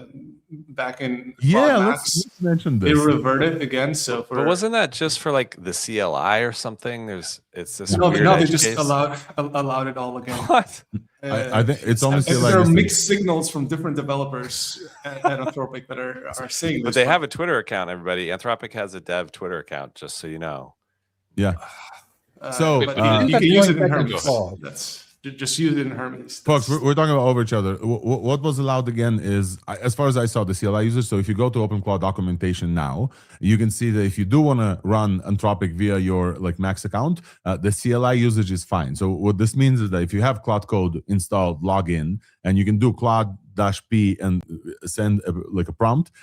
You can say, hey, I'm OpenCloud the assistant, and Claude will not block you anymore. They had this like thing, and now that's fine. I don't believe that everything is fully back like it was, but I definitely should test, because I know that like mine fails if I don't have extra usage turned on. We must continue, because I do want to talk about 2 features of Codex. I'm not gonna bore you with the deals. No matter what I tried, I can like share the screen with you. I need to do a full restart and I don't have time, but I think the 2 features of Codex are like the more important things. So let's see if I can share with you this. Anybody use Codex here? Ryan, I know you moved on to Devin, but who's like I use Codex a user? little bit.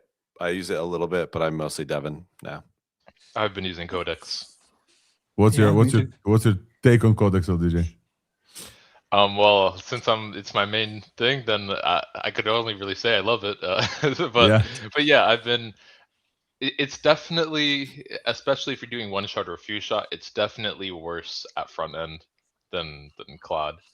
But when you have a specific vision in mind, and I have been kind of getting more into that flow of actually enjoying that design process and kind of creating my own design and giving those instructions to an agent like Codex. It's actually quite good at following those instructions over a long time horizons, just working really hard for very long on implementing very specific specifications I give it. And yeah, I haven't been really building things that crazy though with it, in terms of like mostly just kind of useful small CRUD applications that are useful for myself, various tools like training calculators.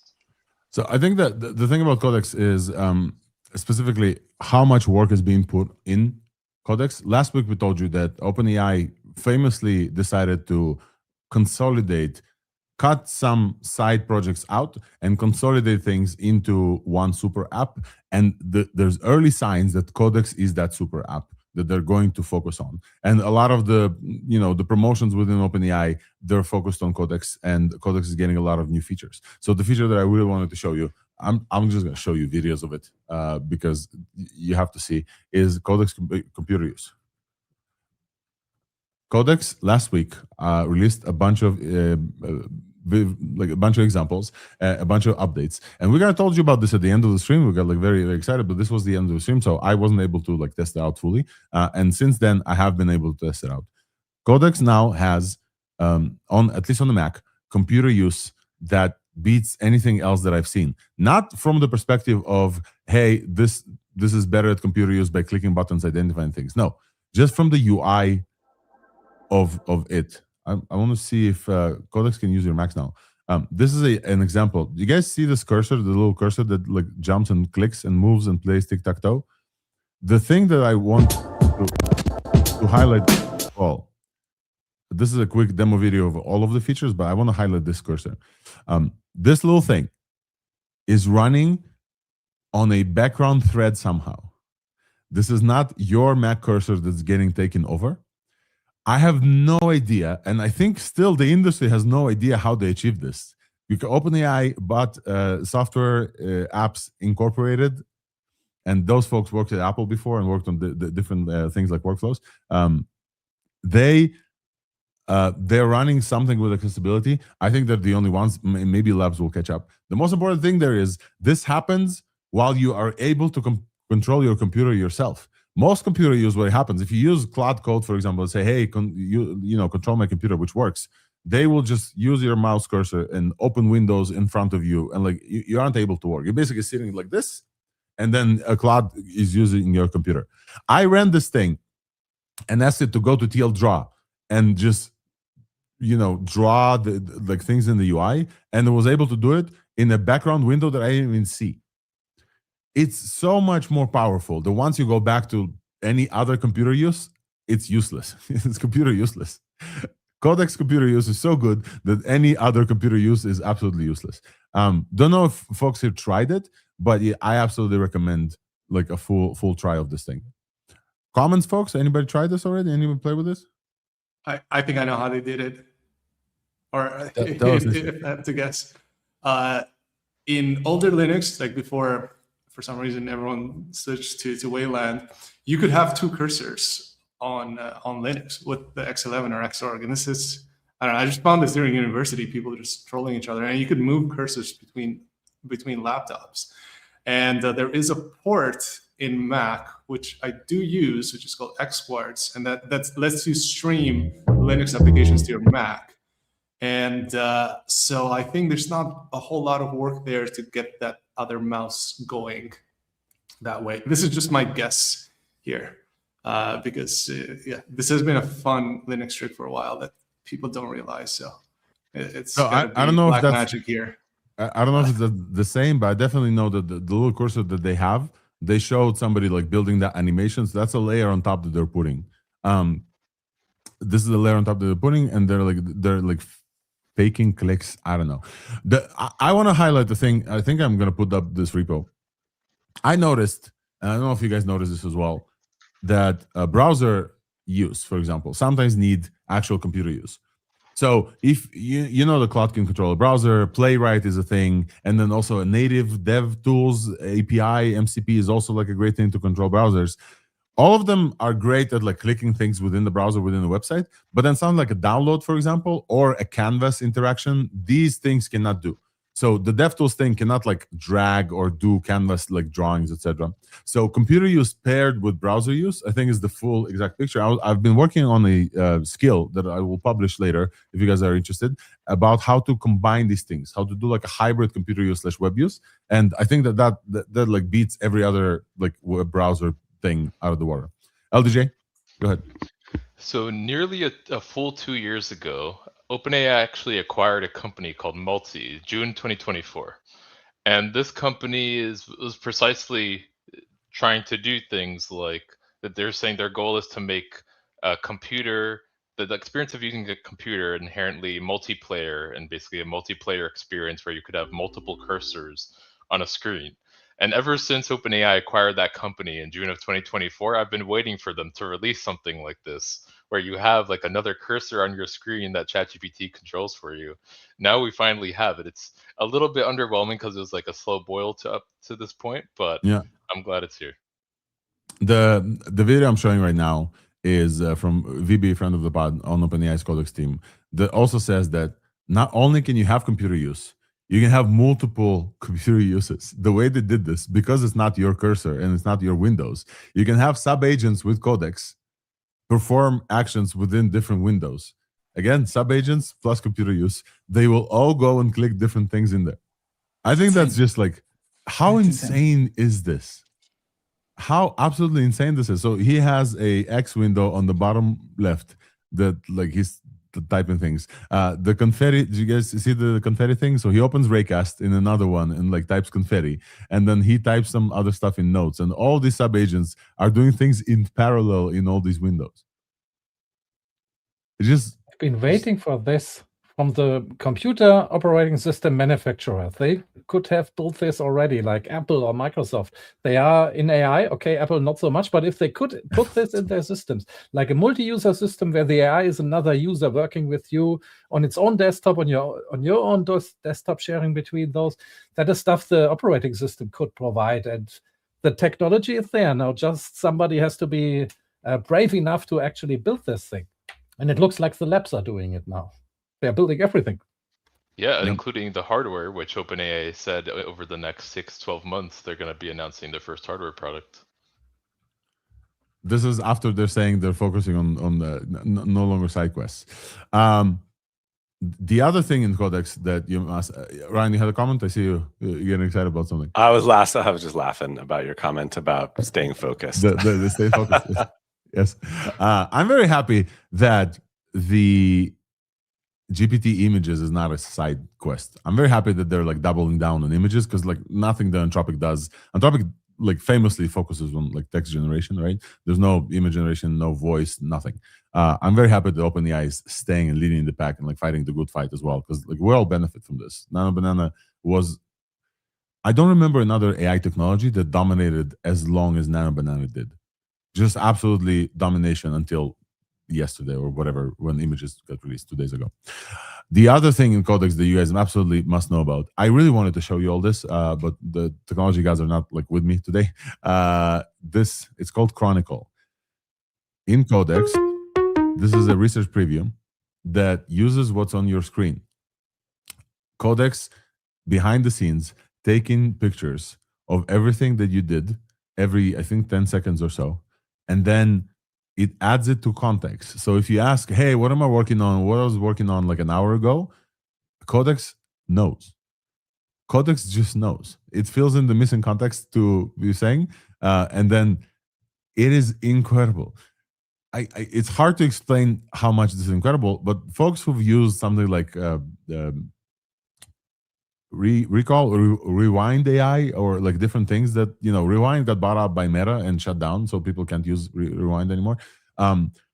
If all your screen is recorded all the time, it's an incredible addition to the context of your model, right? Famously, Rewind's tagline was like an AI system that knows everything you've seen, read, or heard. This doesn't transcribe everything you hear, but Codex now has screenshots of everything you did outside of Codex. It's kind of awesome. Like, honestly, it's kind of awesome. Here's an example of why it's awesome. I have Granola running on my meetings. So when I do meetings, I have Granola running behind the scenes. Granola prints out the output of the meeting automatically. Codex sees that. So technically, Codex now, without extra steps, has insight into every meeting that I had throughout the day. Every meeting, I can ask Codex, hey, you know, when I met with Wolfram, what did we talk about? And it's just mind-blowing. Now, this does mean that you're enabling screenshots on everything that you see on your Mac and potentially sending this to OpenAI, right? The images are stored locally, but at the time of processing, obviously they're sent to the image. So that's not for everyone. I think in addition to this, there was news about Meta now adding software like this for all their AI engineers to measure their productivity. So that's, you know, the spy stuff. The conspiracy-minded folks may say, hey, this is like a thing too far. But I think for usability is great. Wolfram. It wasn't to measure their productivity explicitly, not, but for training models on what they are doing, basically. Oh, not, for Meta, you mean? Not, yeah, that was what Meta was doing or is doing. Yeah. They need the training data. Anybody used Chronicle yet? I really wish I could show you, though. It sounds cool. Like I said, unfortunately, I rolled off Codex, so I would like to try it. But it sounds good. I wonder how much signal to noise there is, though. So that was pretty good. I can say, you know, I can test this and maybe show you, but like, I can definitely say that I asked it, hey, what was I working on an hour ago? I was able to figure it out. It was able to tell me like, hey, you're working on this and this and this. Nistan, what are your thoughts on an always-on computer screenshot taking Codex?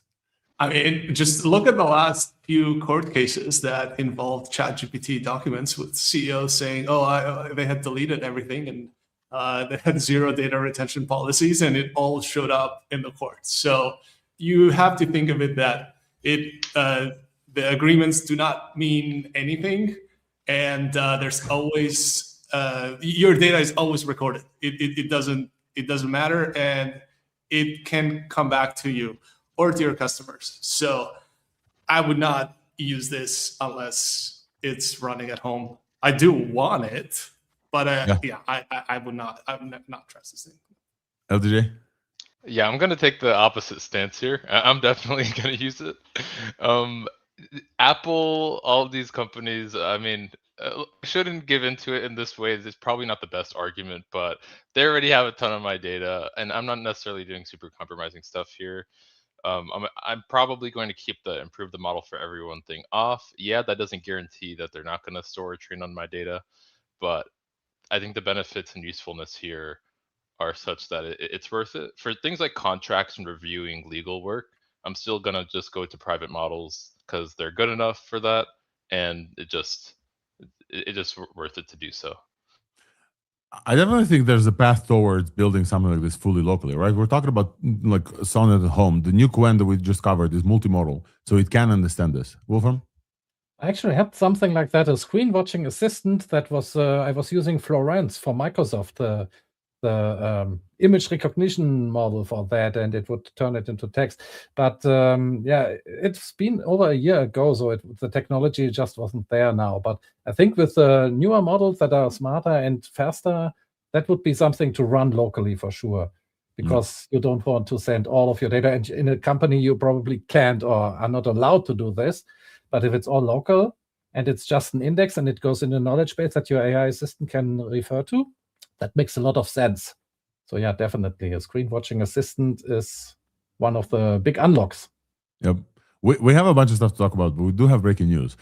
I'm sorry to say this is not the breaking news you're still expecting. This is not yet GPT 5.5, but we do have breaking news. So we are a breaking news show. We're going to cover this. Let's look.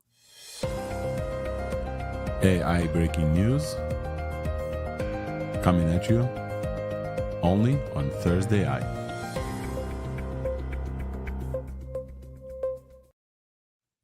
So it looks like this model didn't know that other big models from big companies are coming, so they scheduled the release for today, folks. Tencent, HY, you previously used to call Hunyon, is now open sourcing HY3. HY3 preview is now open source. HY3 preview, 295 billion parameters MOE with only 21 billion active, a leading reasoning and agent model in its size with great cost efficiency. It's now live on Hugging Face. We're going to take a look at some of these benchmarks. The ones that actually don't know these benchmarks. Do you guys see this benchmark? Tsinghua Math PhD qualification. So this one model beats Kimi and ThursdAI and comes close to like Gemini. This is an open source model. Frontier Science Olympiad. It gets 63 without tool use and I think 70 with tool use. Oh wait, actually no. This is HY2 and HY3. So this is the difference between H1 and 2, the previous version. They posted benchmarks that I'm not familiar with. CLBench, AI, CLR. Yeah, is there anything here? Are you guys familiar with any of these? H1 backend. Oh, Terminal Bench. Terminal, there we go. At least one. Okay. This is quite a jump from the previous model for Terminal Bench. The previous one was at 23%. This was at 54%. Beating Kimi K2. Wolfram, how is Kimi performing on R? Is that a similar Terminal Bench average of 50-ish? Which one do you want to know? The Kimi K2.5? 2.5, yeah. 2.5. Let me check the score. When we look at this, I had 48%. The highest score was 52%, and the lowest was 46%. So around 48, like yeah. So this model beats Kimi K 2.5, not 2.6, not the one that just lasted, just released. And then SweetBench Verified wouldn't really care about because we know it's benchmarked.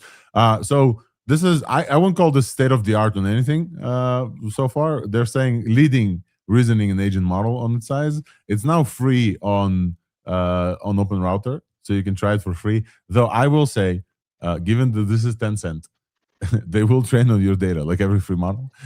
So only send your results to Chinese companies if you're okay with what you're sending. LDJ, you have a comment?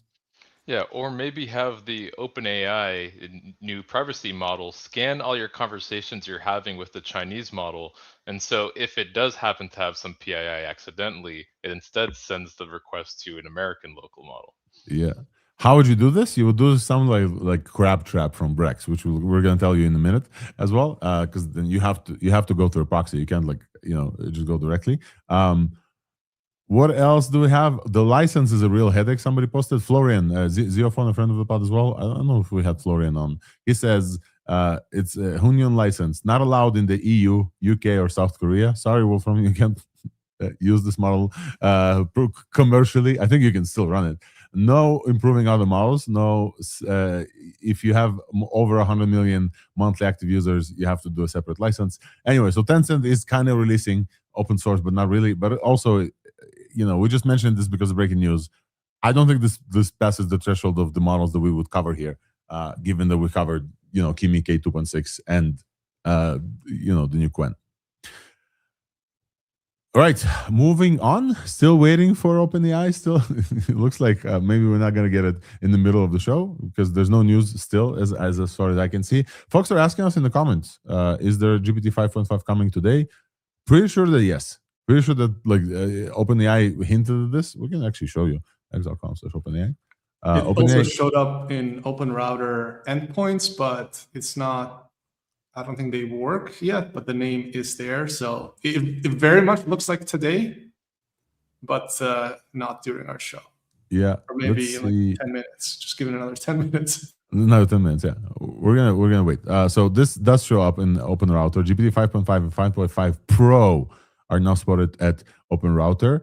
5.5 Pro is a very interesting one, because there were rumors, not rumors, but they've been testing this thing called SPUD, and people used the Pro model and said they're absolutely like out of distribution crazy. We all know that Anthropic has Mythos that they deemed too dangerous to release. Since then, many people jumped on this and said, hey, is this really too dangerous to release, or is this a marketing trick? There was a podcast from Ashley Vance and some other folks, Ashley Vance and Kylie Robinson. Kylie Robinson, thank you. And they interviewed Sam Altman and Greg Brockman, and they asked them about Mythos and said, hey, this is a scare tactic marketing thing. We can also say we have models that are too dangerous to release and not release them for marketing purposes. So it's kind of like, we told you about this a couple of weeks ago, that's the consensus of Cloud Mythos. They just, maybe they don't have the GPUs to actually like run this. So this is their comment. But basically, OpenAI has been training a model called SPUD that's essentially the same-ish area capability-wise. We don't know if 5.5 is SPUD. We have no confirmation about this. But we know that OpenAI also has that level of capability. And we're hoping the 5.5, at least 5.5 Pro, is it. All righty. I think we have a few more things to cover before. I do want to talk about CrabTrap. We mentioned this in the beginning. Ryan, I think you saw this. The CEO of Brex joins the litany of new CEOs who find newfound time to pair with Codex and actually build things.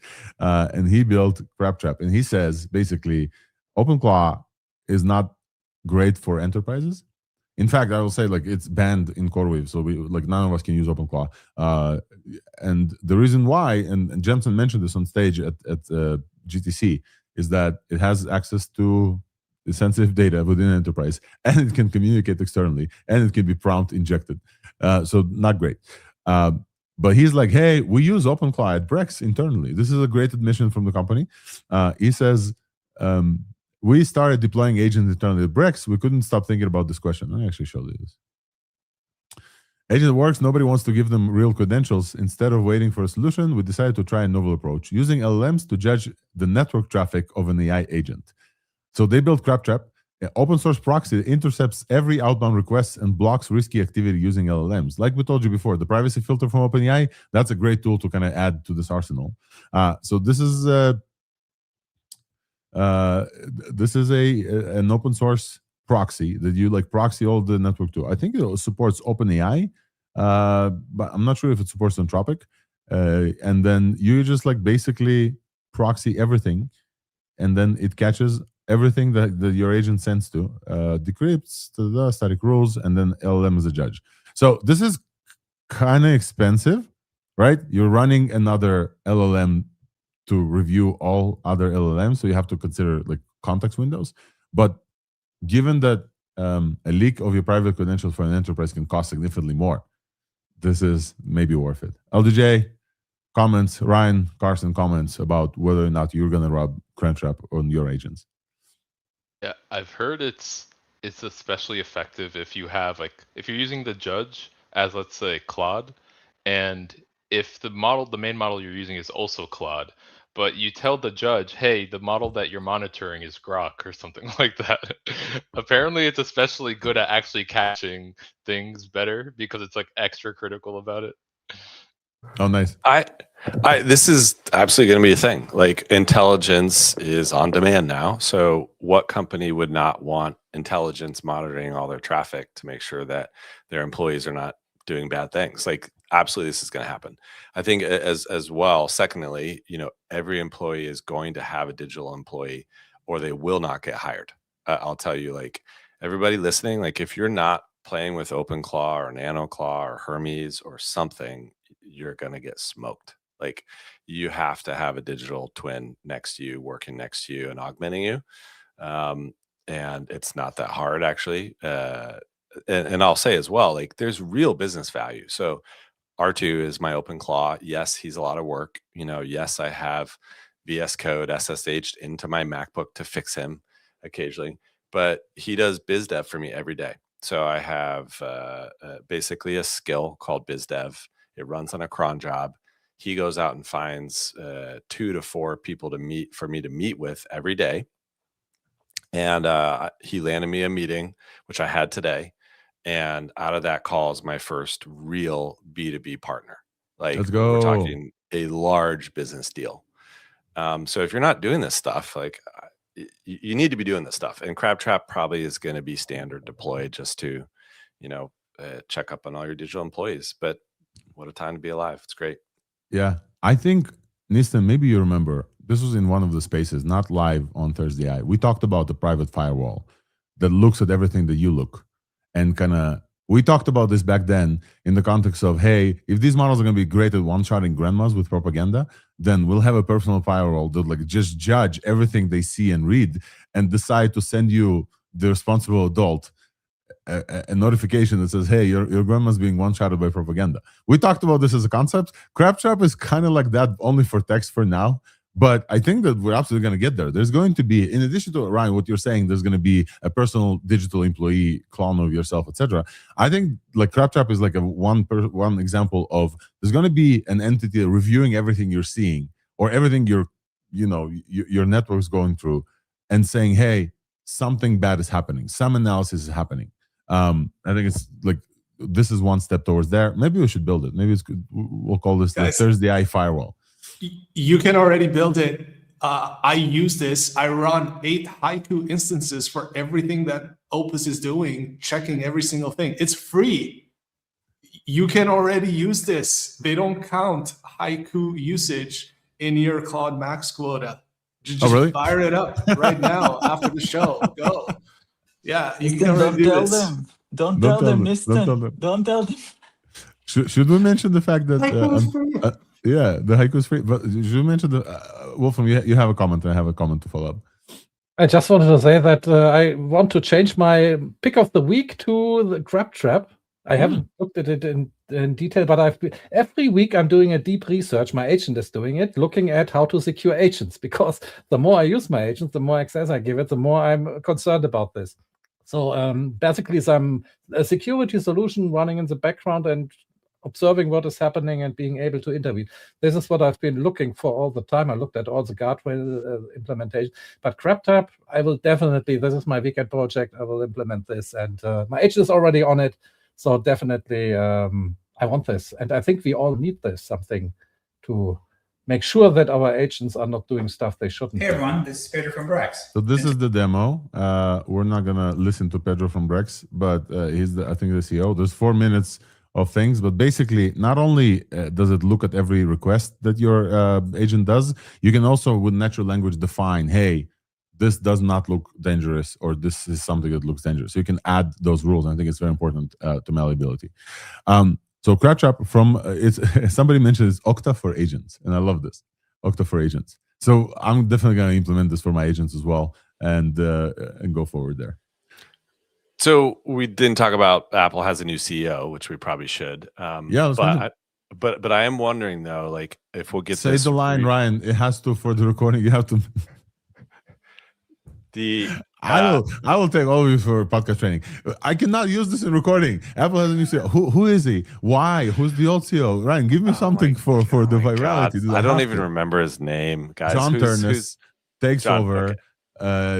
Team Cook, after I think 21 years that Tim Cook took over Steve Jobs, and John Turnus led some of the hardware revolutions in Apple, including the move towards Apple Silicon, the holistic move. So not the actual chips, but the holistic move. John Turnus is the youngest out of the whole Apple kind of like leading pack, and we'll see if Apple changes direction on AI after like a new CEO, because hopefully. So for instance, one thing that he could do is he could implement a local small model on this, right? That essentially is an air gap and basically says any text, any email that comes onto this thing, I want it to be judged by an LLM. And I think all of us would pay for that.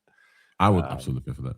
Yeah, everybody would pay for that. So I think it's a huge business idea. So let's go. I will say we dog on Apple Intelligence a while, and like they promised to go, like they went with OpenAI. Now they're gonna go with Gemini, etc. Apple Intelligence.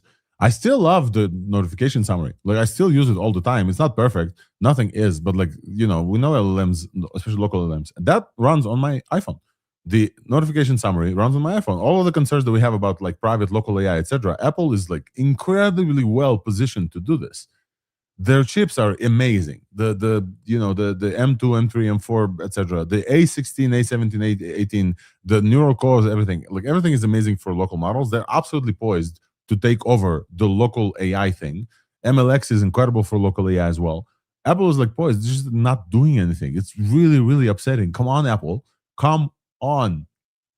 Sorry, this is my rant. Every time we like bring up Apple, and now hopefully with the new CEO, this will change. Though I don't know, but like hopefully, somebody mentioned like the first thing that Apple should do as the new CEO, that John Turner as the new CEO should do is buy Perplexity. Somebody mentioned this. I'm like, I don't know. But then we did talk about Cursor, which we probably should talk about more. Where SpaceX is going to pay Cursor $10 billion to do some stuff on their GPUs, potentially buying them for $60 billion. And so it does look like every big company now picking up some expertise that they don't have, or something. LDJ, comment, and then we'll move on to Cursor. I really want to talk to you guys about Cursor. Yeah, I think with Apple Intelligence, I think they've had some actually good features and product roadmap of what they've shown at past events. Like they've shown you can have Siri be asked a question like, hey, when is my mom arriving? And it'll go through your messages, automatically see the airport information of what flight she's taking, when it lands, the fact that it's delayed, and bring you really quickly an answer. And that's something even actually now with things like Hermes Agent, OpenClaw, you might be already able to do locally, but they just need to execute. They have these good ideas and roadmap plans, but they just need to execute faster and actually get focused on it. Yeah, but like you can do it locally with OpenClaw only if you run a big beefy image model. And Apple promised this us 2 years ago. It's literally 2 years ago. Apple promised us to do the thing, and yeah, most of us run OpenClaw assistants, but we send us the information to OpenAI, which I don't mind honestly. But where is Apple? Can I show you this thing super quick? It's just really, really funny. Yeah, let's go into Cursor and everything. Yeah, let's talk about Cursor. Before this, I want to show you this thing. This is from GPT Image 2. I'm pretty sure team is holding a potato and says, "Good morning." I'm really hoping this is going to happen at some point. But folks, it looks like OpenAI is not going to release GPT 5.5 during our live stream unless something big happens. Let's talk about Cursor and SpaceX. First of all, let's talk about SpaceX buying XAI that bought X. And then, the GPUs and everything is just like jumbled into one big company and consolidated. They're about to send an IPO, the biggest IPO the world has ever seen. It's pretty clear. I think we're going to see 3 of those IPOs. I'm not sure which one is going to be which, but it looks like SpaceX is going to be the biggest IPO the world has ever seen. It's kind of like wild. There's like 4 companies in there. Obviously, SpaceX with this incredible success that they did. The first to land reusable rockets, the first to save astronauts from space, etc. Then SpaceX has a side business that's worth like 300 billion plus or so. It's like Starlink. Starlink is an incredible business. Not only does everybody who goes off somewhere has Starlink, it's not even a thought. Now all airlines are installing Starlink. Most airlines are installing Starlink. That's an incredible business, side business on its own. Then obviously there's XAI, which is, I don't know how many people use Grok. I don't know their success in enterprise. And everybody's dogging on Grok specifically because it can't code and it's really bad at it. And then there's also X in there, which we know and love X. And, we're live on X right now. Hey, folks. But now, apparently, there's a chance also that Cursor is going to join this bonanza before or after the IPO. It's unclear. Basically, the news item here is that Cursor and XAI both announced a potential $60 billion deal. The deal structure is very interesting here. I have it here. It's nice to read from the document. XAI gets an option to acquire Cursor for $60 billion or pay $10 billion for the collaboration alone. The collaboration is basically they're going to train a new model. Cursor is going to train a new model, and Cursor have been training Composer and Composer 2, and we saw that those are fine tunes of, was that Kimi K 2.5, folks? I don't exactly remember, but they use the Chinese model underneath. I think it's Kimi K 2.5. So Cursor is going to use all that information, and we saw how better they make Kimi, and Kimi is already a great model. Cursor is going to use all the info they have from the free users who said yes to share their coding information to train a mega coding model together with XAI on the XAI clusters. And they're going to spend around $10 billion in doing so, which is like an incredible expenditure. And this is not necessarily an M&A by that point. And if they succeed on Colossus, by the way, Colossus is 1 million H100s equivalent. So this is a huge amount of GPUs. XAI will run the same recipe as Grok. So simultaneous like stuff is going to run, and then they're both going to benefit from this. Cursor is going to have a model. Grok is going to get better at coding. And apparently, if that succeeds, then Cursor is going to get acquired by $60 billion, which is absolutely insane. I doubt it's going to be cash. Like, I'm pretty sure it's going to be stock from SpaceX. You know, maybe somewhat overvalued, the hypey stock. But yeah, let's talk about this. Folks, do you think the Cursor is worth $60 billion? Yes. Here's why. Tell us. I'll take it. So listen, right now, this is a horse race between Codex and Claude Code, right? There's no one else, right? Yeah. I would say Devin is amazing, and I use Devin, and I think people who know use Devin, but they're a far distant third, I would say. And Elon is obviously smart enough to know that they need to be one of the core agentic development platforms, right? And they're not. I mean, they're not even in the conversation, right? So by acquiring Cursor, what he's doing is he's combining the compute of XAI with the team at Cursor to basically build a Claude Code / Codex competitor that is actually credible. And they'll run their own models, like, so they'll get completely off Claude, they'll get completely off GPT. And I think we want this to happen, y'all. Like, we do not want this to be a race between Anthropic and OpenAI. We need a third serious competitor. And just as a fanboy of Devin, like, I hope that they continue to win because their cloud environment's the best. So yeah, that's the way I think about it. $60 billion to get basically, okay, so I kind of have to walk through this.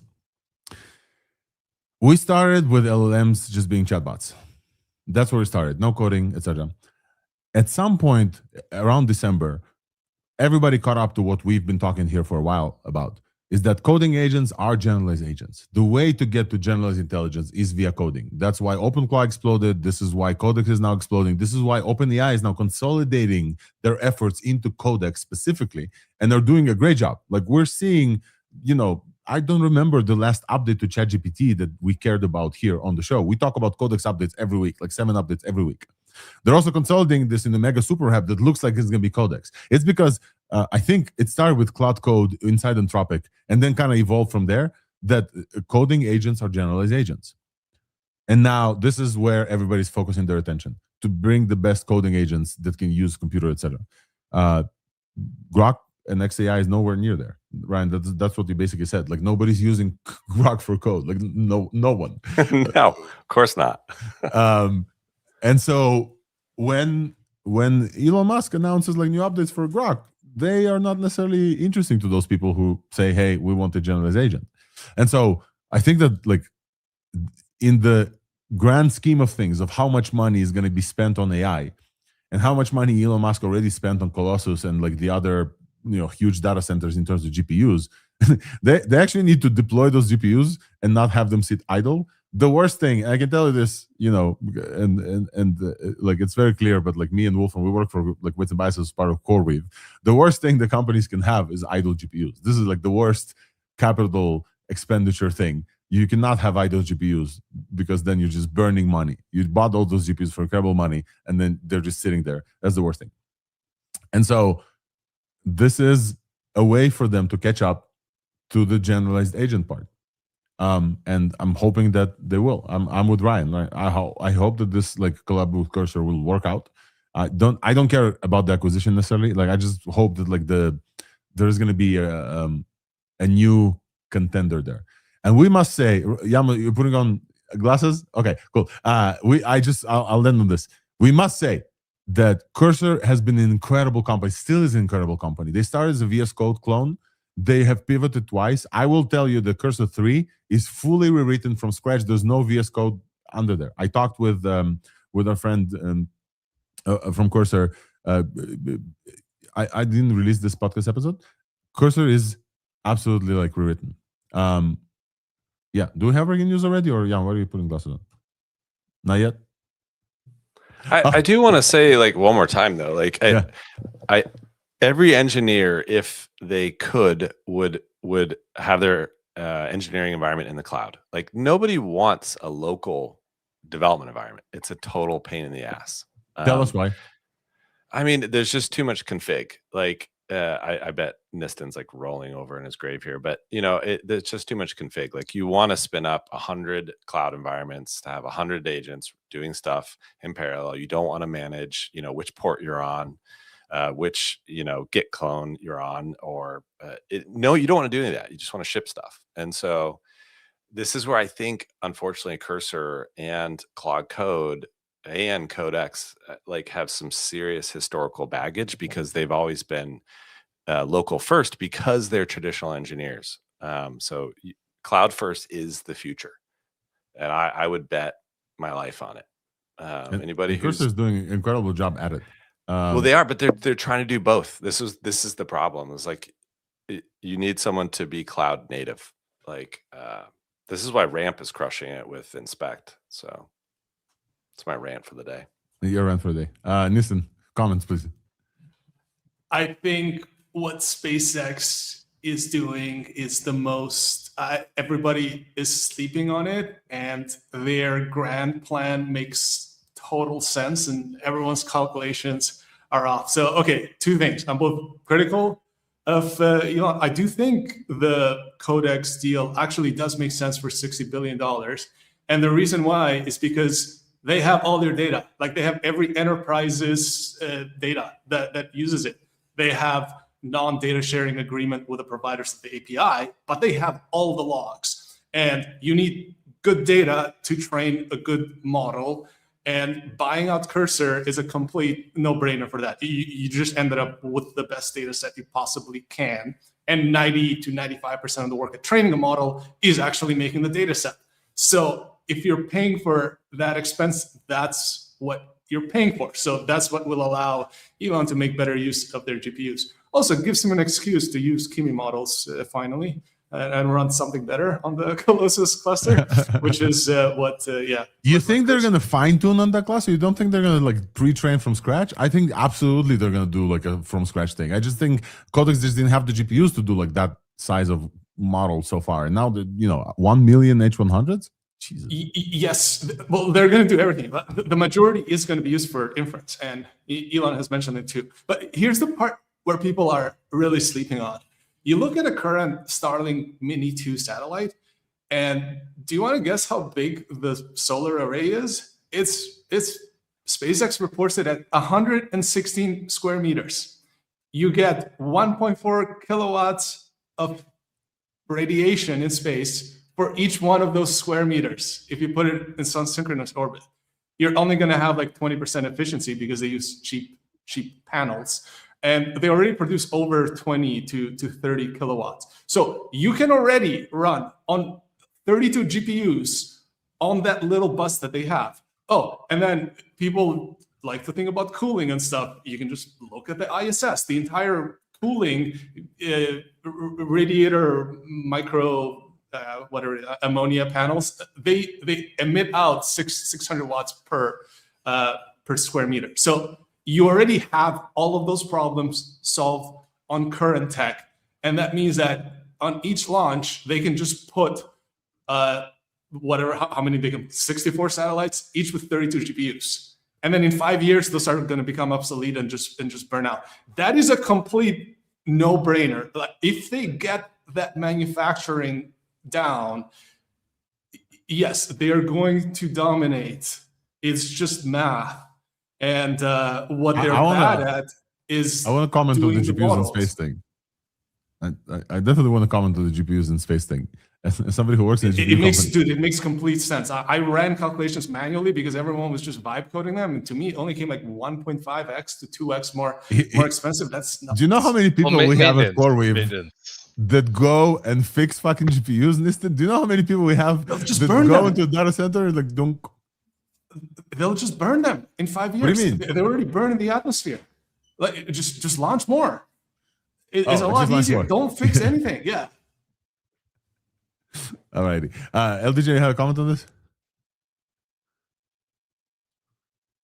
LDJ, muted. Oh yeah, sorry, double muted. Double Yeah, I muted. think if you do the financial calculations, like I do agree on the data center side. Like I have looked a lot into that, and there is this maintenance and this like even in a given year there'll be a significant percentage of the GPUs you have to replace sometimes. But over time, like if you do follow kind of what Niston is saying, I could see the finances kind of working out if you just kind of assume like you're going to basically burn let's say roughly half the money and effectively having to pay double or triple per GPU.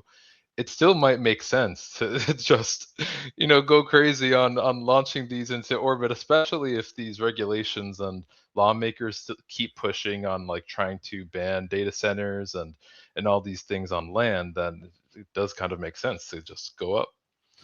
I think, okay, so this is SpaceX. We talked about Codex being worth it. We talked about deploying GPUs to space. We'll continue talking about this because I think SpaceX is it.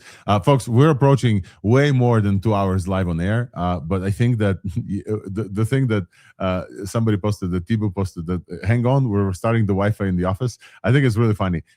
I'm pretty sure that like Codex, GPT 5.5 is going to go live today. I don't care. I'll sit here. I know that some other folks maybe just landed from Japan are tired. Some of folks had to go. Yam had to drop. I will say we have more show to cover. So if you are with us, stay with us, folks. Co-hosts, if you have to drop, you feel free to come back when GPT 5.5 drops. I think I'm good to go for another like 30 at least. The thing that we didn't cover, there's two things that I want to show you. I want to show you hyperframes. And Ryan, I don't know if you saw hyperframes, but holy shit. The opener for this, I didn't mention this. I'll do it again. I don't care. The opener for the show was done by Claude, 100% of it. Let me run this again for you. It's 40 seconds. Just wait and look. I'm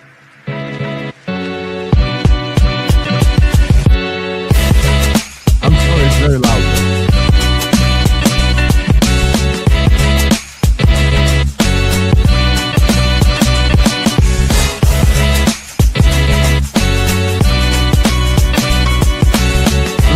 For the loudness, folks.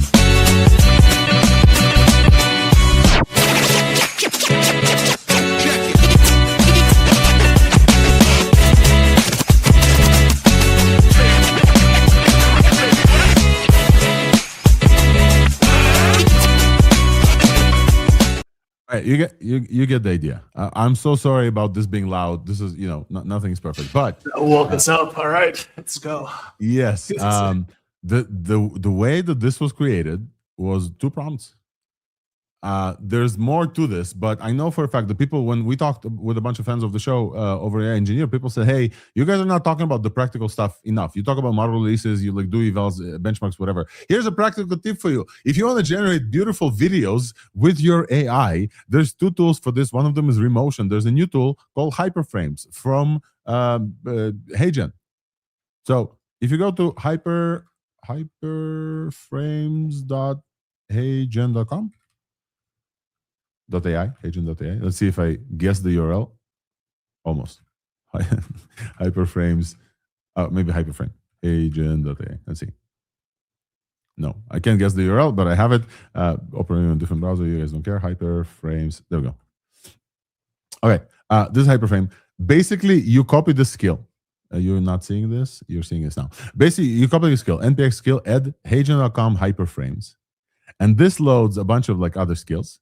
These skills generate HTML based on whatever you want, and then they animate this HTML, and then you get videos like this. You get videos, yeah. So I prompted this video with specifically our whole show for today, just like the TLDR, the things that we prepare for the show. I just prompted that in Claude. I gave it the hyperframes skill, and it generated a video. After a few iterations, this video looked good enough to show you.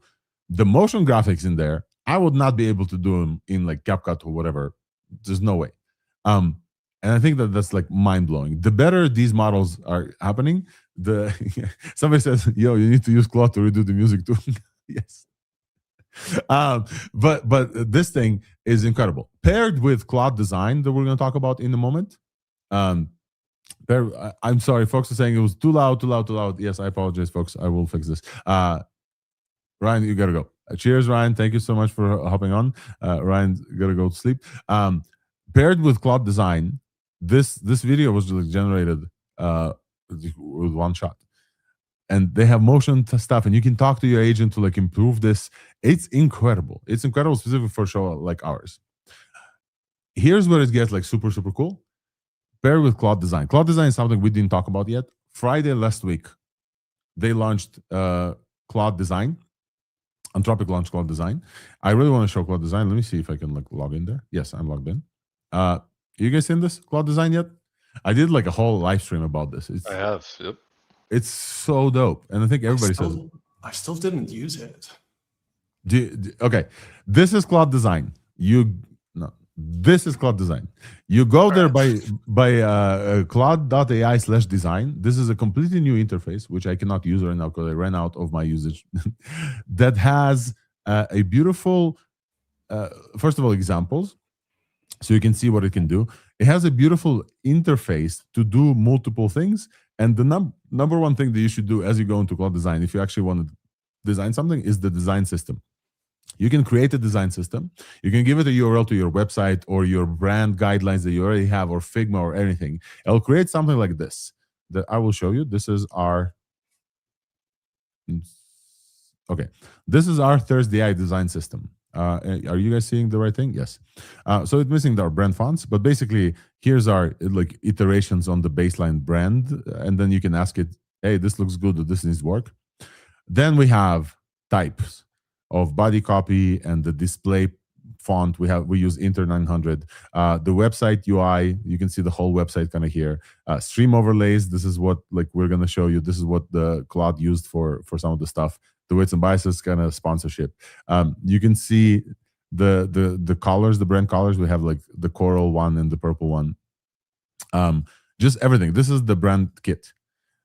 Now, after it took like 10 minutes to create this brand kit, you can see all the buttons that we have, all the call to actions that we have, right? Buttons. You can see all the buttons I have on the website. There's a few of them. You can see the bento card design. Basically everything that we already have. Why is this important? Is because when you create anything new, I'll show you an example of the new thing that I created. You can say, use this design system or use nothing at all. Nothing at all will start you from scratch. This design system will start you with this design system, where everything you generate will be as part of this design system. So, for example, I wanted to create a stream overlay deck. So I wanted to create like this this thing that gives us kind of like, you know, the stream overlays like other shows have. You can see that the whole interface that it created is partly like inspired by our colors. You can see it used the logo, it used our colors and everything. Now here's where the Claude Design gets absolutely interesting. Let me show you. Let's say this. I built this little interactive globe thingy from their examples, and I asked it to add kind of like a country selector that it rotates the globe and shows the country selection. Sometimes we talk about the country and we want this like animation. The interface tweaks that they've added for Claude Design to iterate on a design are absolutely just incredible. So I actually need to show you something else, like maybe this. So let's say in this example, you're going through this and you're saying, hey, do you guys notice that these two boxes, this box is longer than this box? Usually when you talk to a designer, you have to show him and tell them. When you talk with Claude, you have to like copy the element. There's multiple ways to leave a comment on here. So you can select this element and say, hey, the boxes are not equal size. And you can send this to Claude. But also you can do the drawing thing. So you can say this, and then you click here and say, this is wrong. So you can have notes that are annotated, and this will send the screenshot to Claude Design. And the coolest thing, by far the coolest thing, if you guys are still watching, here on the bottom, there's a talk button. You can see this. Watch what happens when I click this. Hopefully this will work. I'm pointing and here, and this transcribes my voice, and this shows Claude in real time where I'm pointing at. So if I'm pointing at this area and saying, hey, Claude, in this area, the boxes are not the same, Claude will know what you're pointing at. This, I think, this feedback mechanism is one of the coolest things about Claude Design, because it keeps transcribing me. So stop, I don't need transcription. The fact that like Claude Design shows Claude itself what I'm pointing at, I think is like just like the best interface that I saw for editing things. I've played with this on a live stream for I think an hour and a half. My mind got blown like at least 3 times. They really innovated there with some incredible stuff, including feedback. Now, again, it's still LLM. It still doesn't do things correctly, but just the feedback mechanism there is just incredible. I'll pause here, and I want to see like host, if you have thoughts about Claude Design at all, if you've seen this at all or no. I liked how Cursor implemented something like this before, because you could just like highlight the component and talk to it. But this looks really good because you can build your skills if you still use those. Yeah. So I think Like, the edit really good.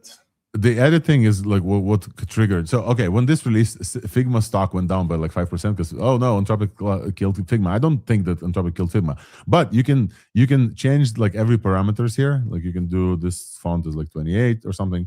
Every time you change something, you'll send it to Claude, obviously. So it's not the best use of Anthropic's thing. The Mox account. This is only available for Anthropic Claude usage. Where's my usage thing?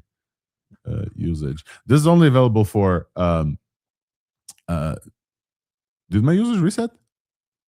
What? Claude reset usage. Whoa! Everything is on 0. Is that correct? Hey folks, we can show Claude Design. Oh, you're not seeing this. Sorry, my bad. Look at this. Oh, they did reset everything. Everything. 0. Everything is nice. Claude just reset all the things. So I can show you Claude Design. Let's go. Folks are saying, where's GPT 5.5? We're going to wait here until GPT 5.5. But let me show you Claude Design. I thought that because I ran out of things, I'm not going to be able to, but here we are. Okay. Claude Design. Let me go back to Claude Design. So I actually want to show you an example of, let's do a project with the ThursdAI branding. What do you guys...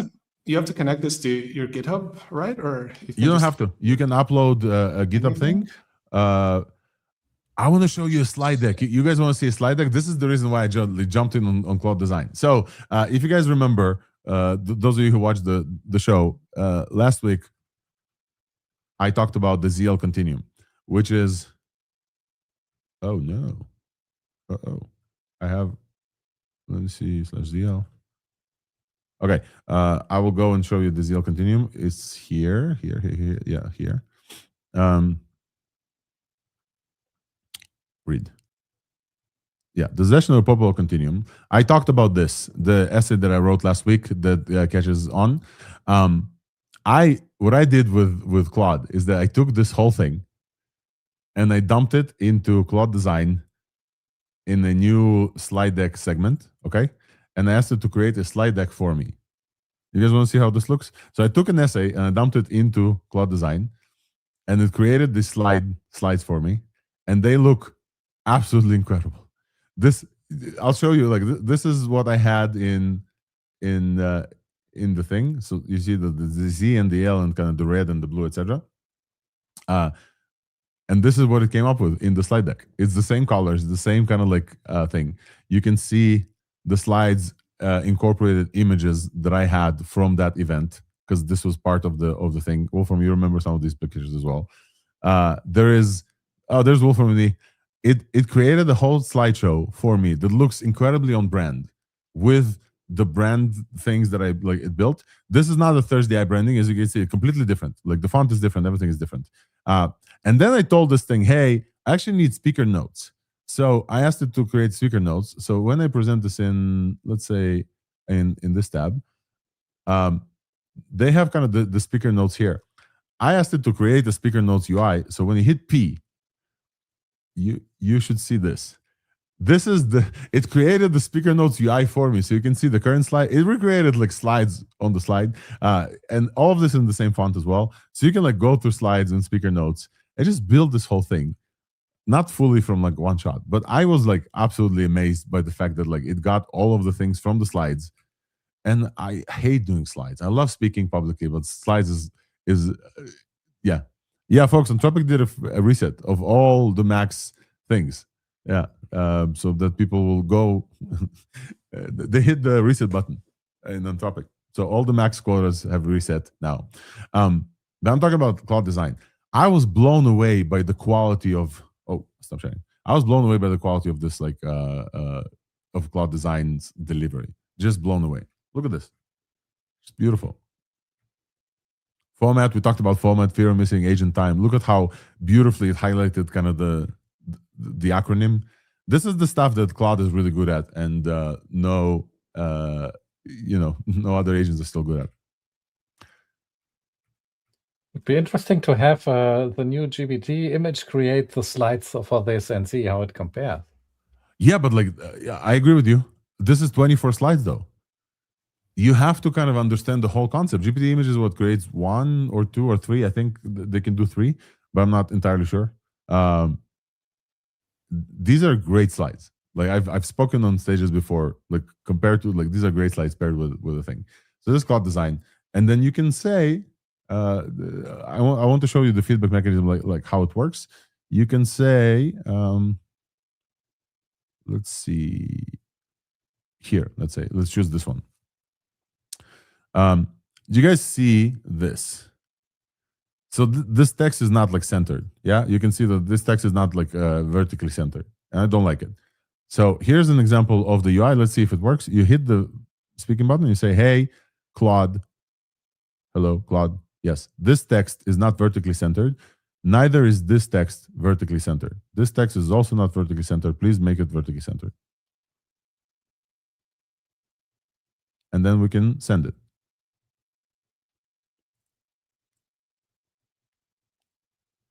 So you can see in the element that like actually Claude has. Oh, I'm still recording. Hold on. Yeah, actually Claude has these things. It has reference to what I clicked on.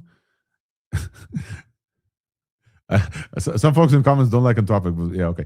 And then we'll see if it can fix it. Now let me address the actual feedback. The user comment. Yeah. I'm using it now too, and it says upload a .fig file. So this is probably what tanked the stock. Like just one line in there, drop .fig file here. Yeah. Do you guys see the fix? It fixed. Ta-da! Vertically centered. This is why this is killing Figma. Not because of the Figma thing. When you're working with a designer, you have to tell the designer, it's like a whole thing. They have to understand. Claude just fixed the thing that I got bothered with. Just absolutely fixed it.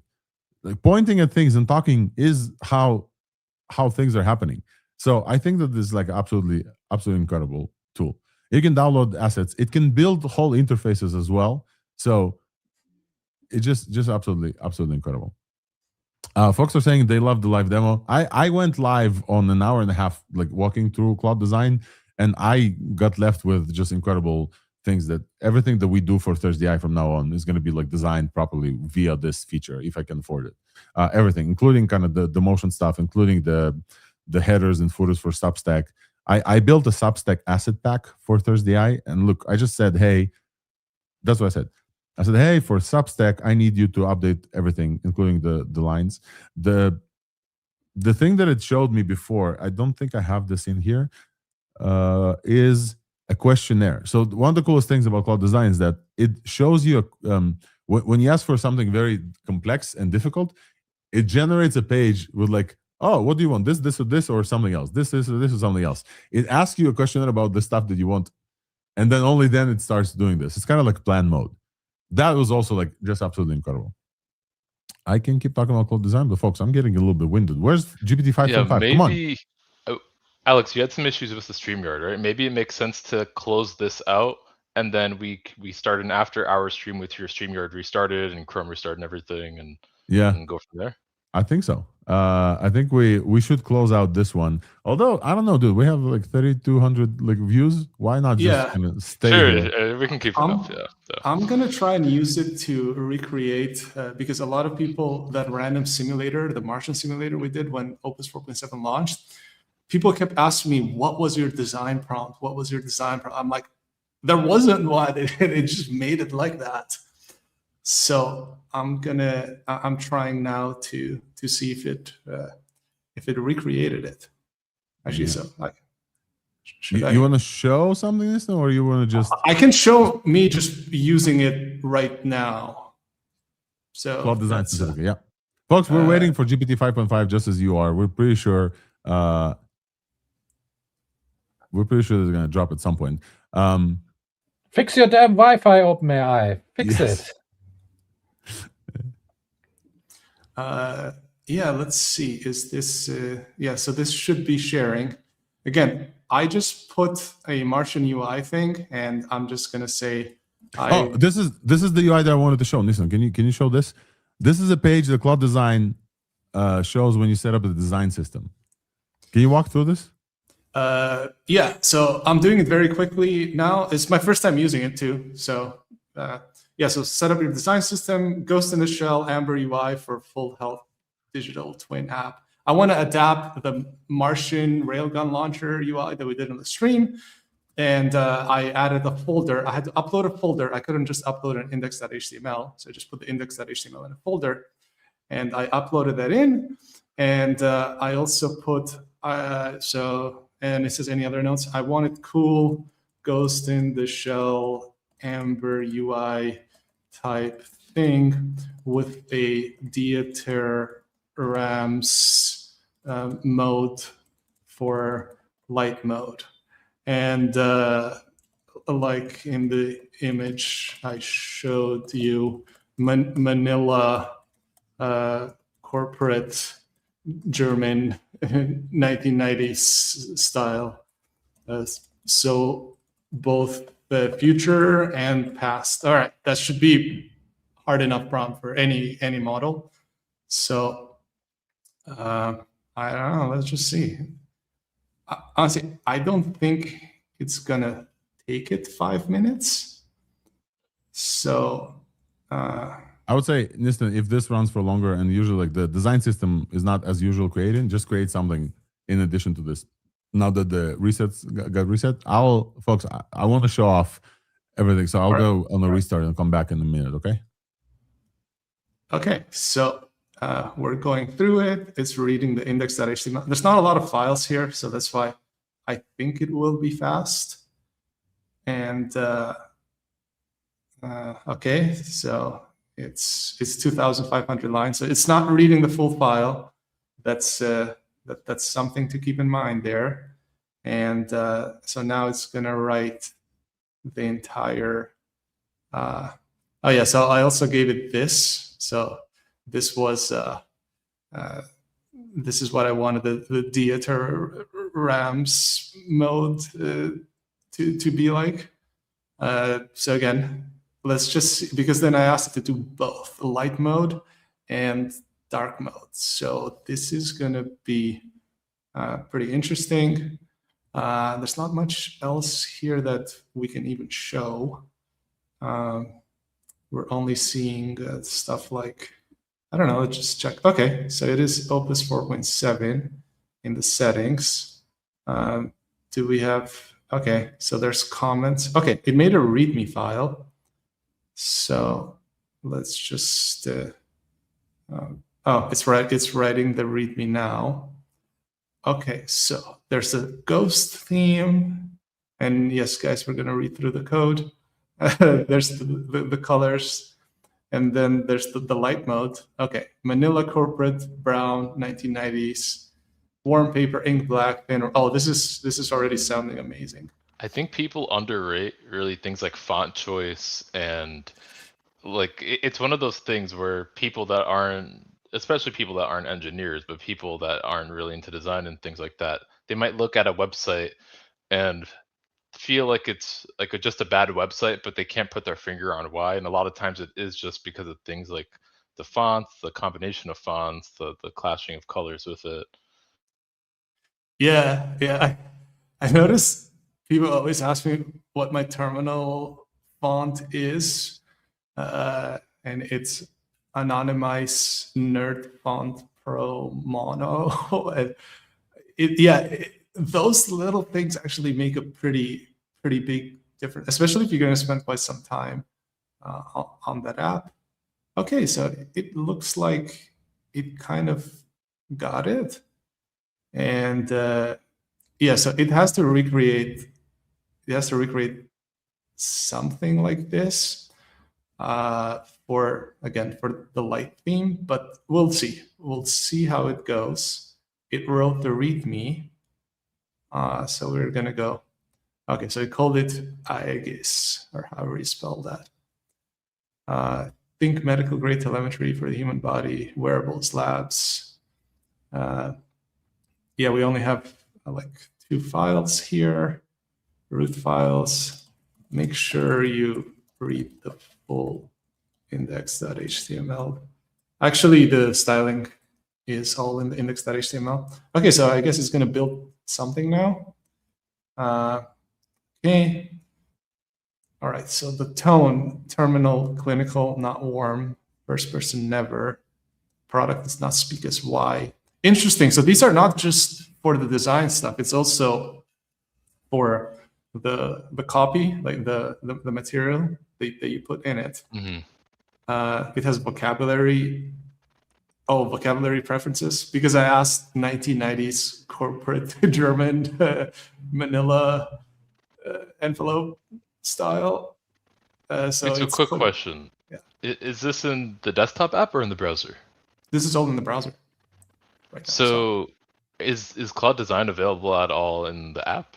Has No. anybody tried? No. No. Okay. It's only on. It's the experimental thing. It's not available in the app. In the app, all you have is Claude Code, Claude Cowork, and Claude itself. Oh, sorry. I should specify. I mean, in the mobile app. Oh, I don't know. You can kind of you can. I can check now. I'll see. I don't know if it updated. I don't see it in the mobile. Yeah, it's writing optional CRT scan lines. Folks, it's here. up?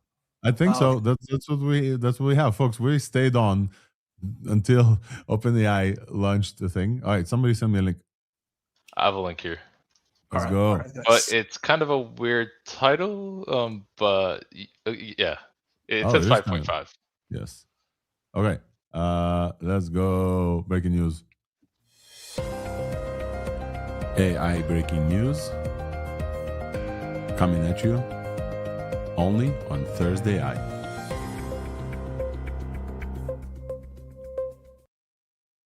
Alrighty, folks, the moment we've been waiting for. Well, maybe not quite. Maybe yes, maybe not.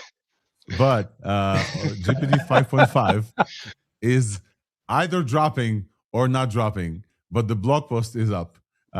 So definitely, we've been here live waiting. What you're seeing right now is not it. Okay, let's talk about. I am really liking what I'm looking at. Hold on.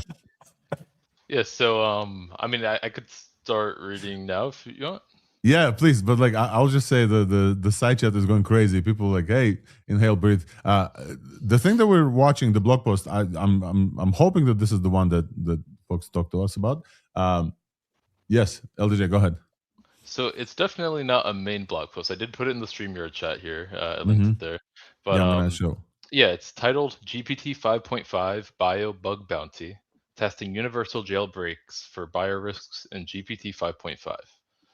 It says, as part of our ongoing efforts to strengthen our safeguards for advanced AI capabilities in biology, we're introducing a bio bug bounty for GPT 5.5 and accepting applications. We're inviting researchers with experience in AI red teaming, security, or biosecurity to try to find a universal jailbreak that can defeat our 5-question biosafety challenge. Well, LDJ, let's start this again because the actual blog post, I think, is now live. Oh, the actual. Oh, yes. There we go. Okay. All there right. we go. All right, let's Should we start this again? Folks, we have breaking news. AI breaking news coming at you only on ThursdAI.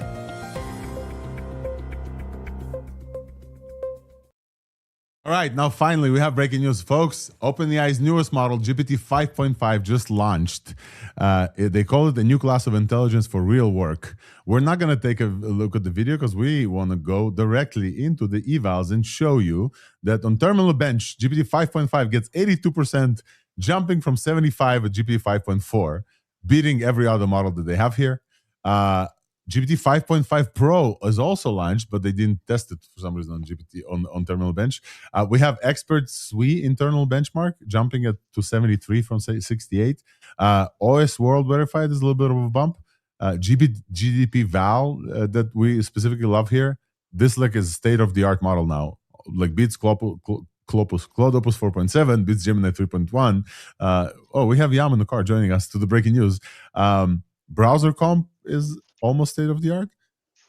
And let's go. Can we test this out? But yeah, what else? Frontier Math is incredible.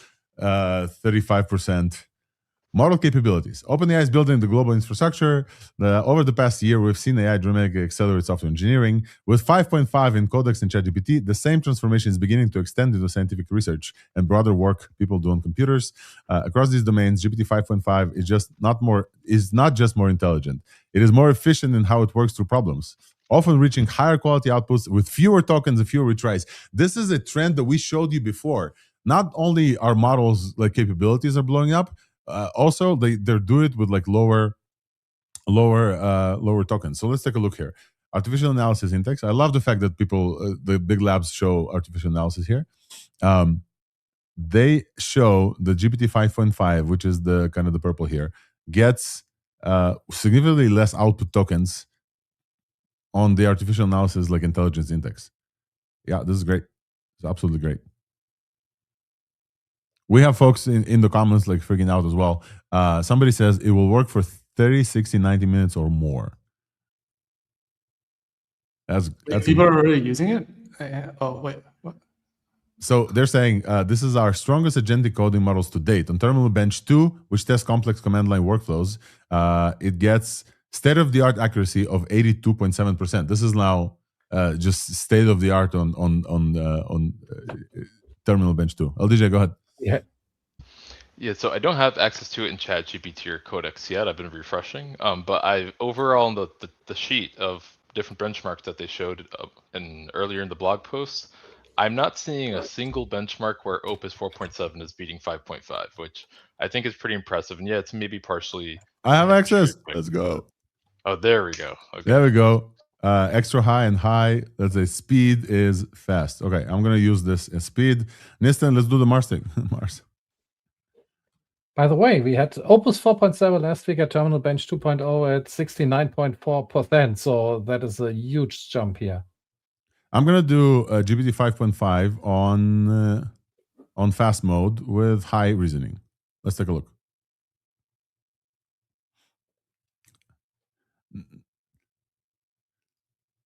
Oh, folks are saying that they had a run for 8 hours. What's up, Peter Gostev from Arena, who gets access to earlier models? All right, we're gonna send this Mars instrumentation. Let's keep reading here. For Terminal Bench 2, not only does this model beats the scores, as you guys can see, it uses significantly less tokens, almost twice less tokens. That's incredible. So let's look at this one. So this is medium. This is low reasoning effort. Okay. The low reasoning effort gets a little bit lower score, but uses like 1/2 of the tokens. And then for medium reasoning effort, you can see that GPT 5.5 gets a score of 75% on Terminal Bench.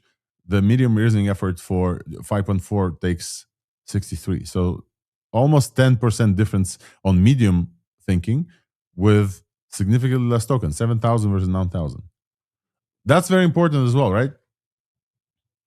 Wolfram, we talked about like how important is how many tokens you get as well. How many tokens you use. Yeah, and I'm so excited I can speak. The price of the intelligence you are getting, that is super important. And we found out also that if a model is thinking longer, it can actually be detrimental on the agentic benchmarks. So finding a good way, that is also probably why the score is higher now, because it decides it doesn't have to think so much, but act and then correct instead of overthinking. let's build a simple website. Build me a Okay, you guys do that, but I am kind of blown away by this design thing. Nistan, not now, Nistan. You should have joined me a week ago. Now the big news is GPT 5.5. You're killing me. Yes, Claude Design is amazing. Yes, I agree. But Nistan, I have to edit this out. All I wanted is okay. Yes, it's incredible. But please, what else do we have here? So Expert SWE as well. You can see that it actually uses less tokens. They're showing an example here of the space mission app with like 3D things. It shows the price comparison between GPT 5.5. I'm going to build a website that shows price comparison. I'm hoping this is going to go and actually look at the prices. GPT 5.5, Opus 4.7. Where's Gemini, by the way? Gemini 3.1. Gemini is the last one, right? 3.1. In 3D somehow with 3JS. So I asked it to go and look up the scores. I think the new meta that we're now like waiting for also is generating things with image. So let's see if it builds the Mars thing, Nistan. It still thinks a lot. So I have an answer, by the way, for the pricing. Oh, okay. Tell us. I just noticed that I ran it with 5.4. I wanted with 5.5. Yeah, go ahead about pricing. Sure. So it looks like it is for regular GPT 5.5, it's priced at $5 per 1 million input tokens and $30 per 1 million output tokens. I think 5.4 was $25 per 1 million output tokens. So yeah, that's like a little bit more expensive, but not insanely much. And then for 5.5 Pro, it's the usual cost of the Pro models. It seems like $30 per 1 million input tokens, $180 per 1 million output tokens. So still a lot, but the other Pro models are really a lot like that too.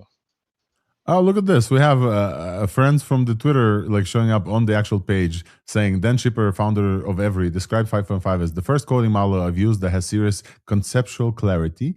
And Pietro Schirano, our friend from Magic Pass, says a similar step change when 5.5 merged the branch with hundreds of front-end and refactor changes that has also changed substantially, resolving the work in one shot about 20 minutes. It generally feels like I'm working with a higher intelligence and there's almost a sense of respect. I gotta wonder if they fixed like OpenClaw or something. Did they mention OpenClaw here?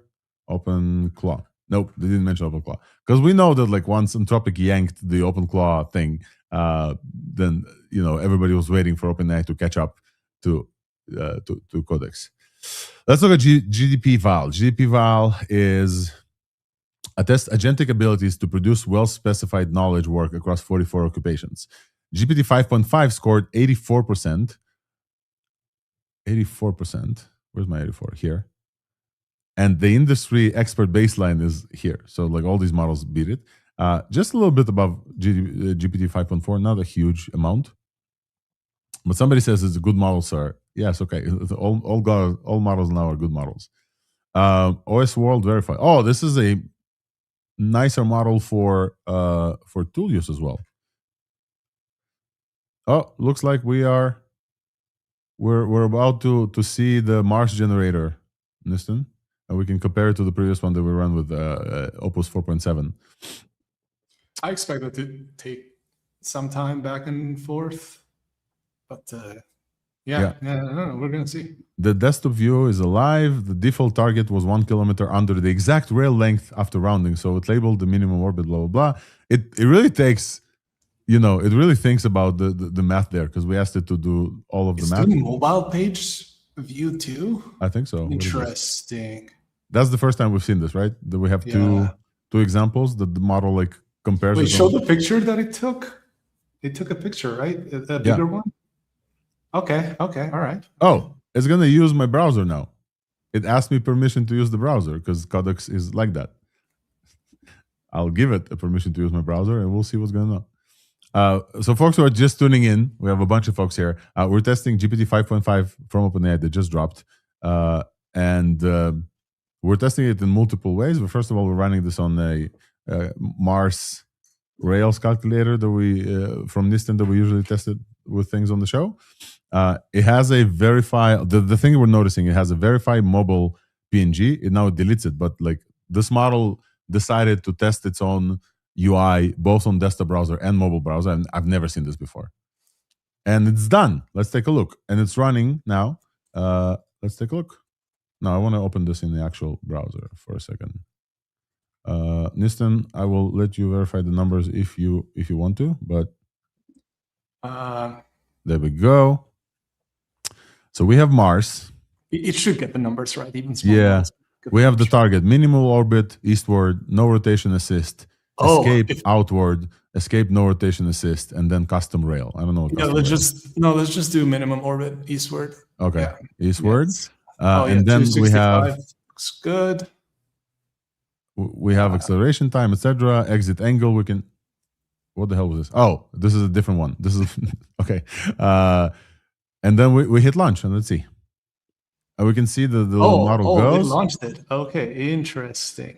Launch, but I don't see. Yeah, it made it kind of maybe do the exit angle. I don't know, like 15 degrees or something. Okay, let's do it like this. Or yeah, just 3. That's fine. Okay. It's not the best one that we've seen. Yeah, it's not. It's everything else we showed has like multiple views, angles. I did custom. Let me refresh this guy and let's start again. Sometimes you have to tell it add orbit controls and other cinematics stuff. Yeah. And it's not showing it in orbit either. No, but it did do Mars. So that's pretty cool. Yeah, yeah. Can you rotate it? Can you drag and rotate? No, it's locked in place, so we didn't get any of the fancy stuff that we got from like Opus or even the previous GPT.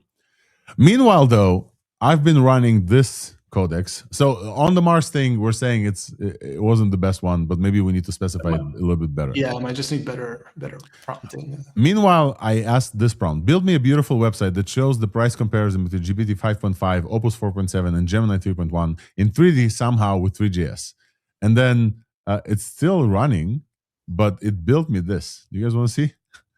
Frontier model, price field 450 to 1150. There's kind of some text overlapping some other text, but it is a price comparison with blended input and output, and you can see the 3D kind of like rotate, and you can see the prices. So GPT 5.5, $5 per input, $30 per output. It added the artificial analysis index, so this model is at 60. Opus 4.7 is 57.3 and Gemini is 57.2. It added terminal bench evals. I didn't ask for evals. It added SweBench verified, SweBench Pro evals, and added GDP val evals as well. Not only that, Codex asked the model to confirm. So you guys can see the little Codex window here. If you press, it took a screenshot and confirmed that it works. And the mobile pass exposed the usual absolute layout trap. The cards were starting to high. So this is now the second time that it looks and verifies its own work on mobile. This is the first model that I've seen that does this without prompting at all, which is very, very cool. What else do we have? Folks are saying artificial analysis posted their benchmark. Let's take a look. Let's take a look at artificial analysis. Okay, we have the official score here and also artificial analysis. Let's take a look. Let me just open this in a new tab. I have some scores to compare with Mythos, by the way, when you're ready. Oh, with Mythos, let's go. Let me find artificial analysis. Here is their official thing. Independent analysis of 5.5. All right, from artificial analysis, GPT 5.5 takes OpenAI back to the clear number one in AI. OpenAI's new model tops the artificial analysis intelligence by 3 points. It's not that much. Breaking a 3-way tie with Anthropic and Google. OpenAI gave us pre-release access to test all 5 reasoning effort levels. Extra high, high, medium, low, and non-reasoning. OpenAI topping the GPT Terminal Bench Hard, GDP Val, and our newly hosted Apex Agents Artificial Analysis eval. The model trays only other OpenAI models in CRIT-PT and comes second to Gemini 3.1 Pro Preview on 3 additional evaluations. 20% more expensive to run our intelligence index. Per token pricing was doubled from GPT 5.4, double the pricing to $5 and like $30 per 1 million output tokens. However, a 40% token reduction largely absorbs the hike. So this model is like more expensive, but 40% token use reduction on artificial analysis. resulting in a net 20% cost to run our intelligence index. Effort, a clear ladder for balancing intelligence and cost. GPT 5.5 scores the same as Cloud Opus on our intelligence index at 1/4 of the cost. Wow. All right, cool. What else? Number one, GDP Val, and trailing the frontier on hallucination. Our private AI Omniscience benchmark rewards factual knowledge. GPT 5.5 Extra High has the highest accuracy at 57%, meaning the model can recall facts in Omniscience corpus more effectively than any other model. However, it has a hallucination rate of 86% versus Opus at 36%. This makes it more likely to answer a question where it does not know the answer. That's not great, honestly. But great model, sir. Great model, sir. All right, the pricing thing has finished. Let's see if it changed anything. No, it's still kind of like wonky, but I kind of like the price comparison thing. I didn't ask it for too much. Besides the fact that it's a little bit there's text overlapping here, it's pretty cool.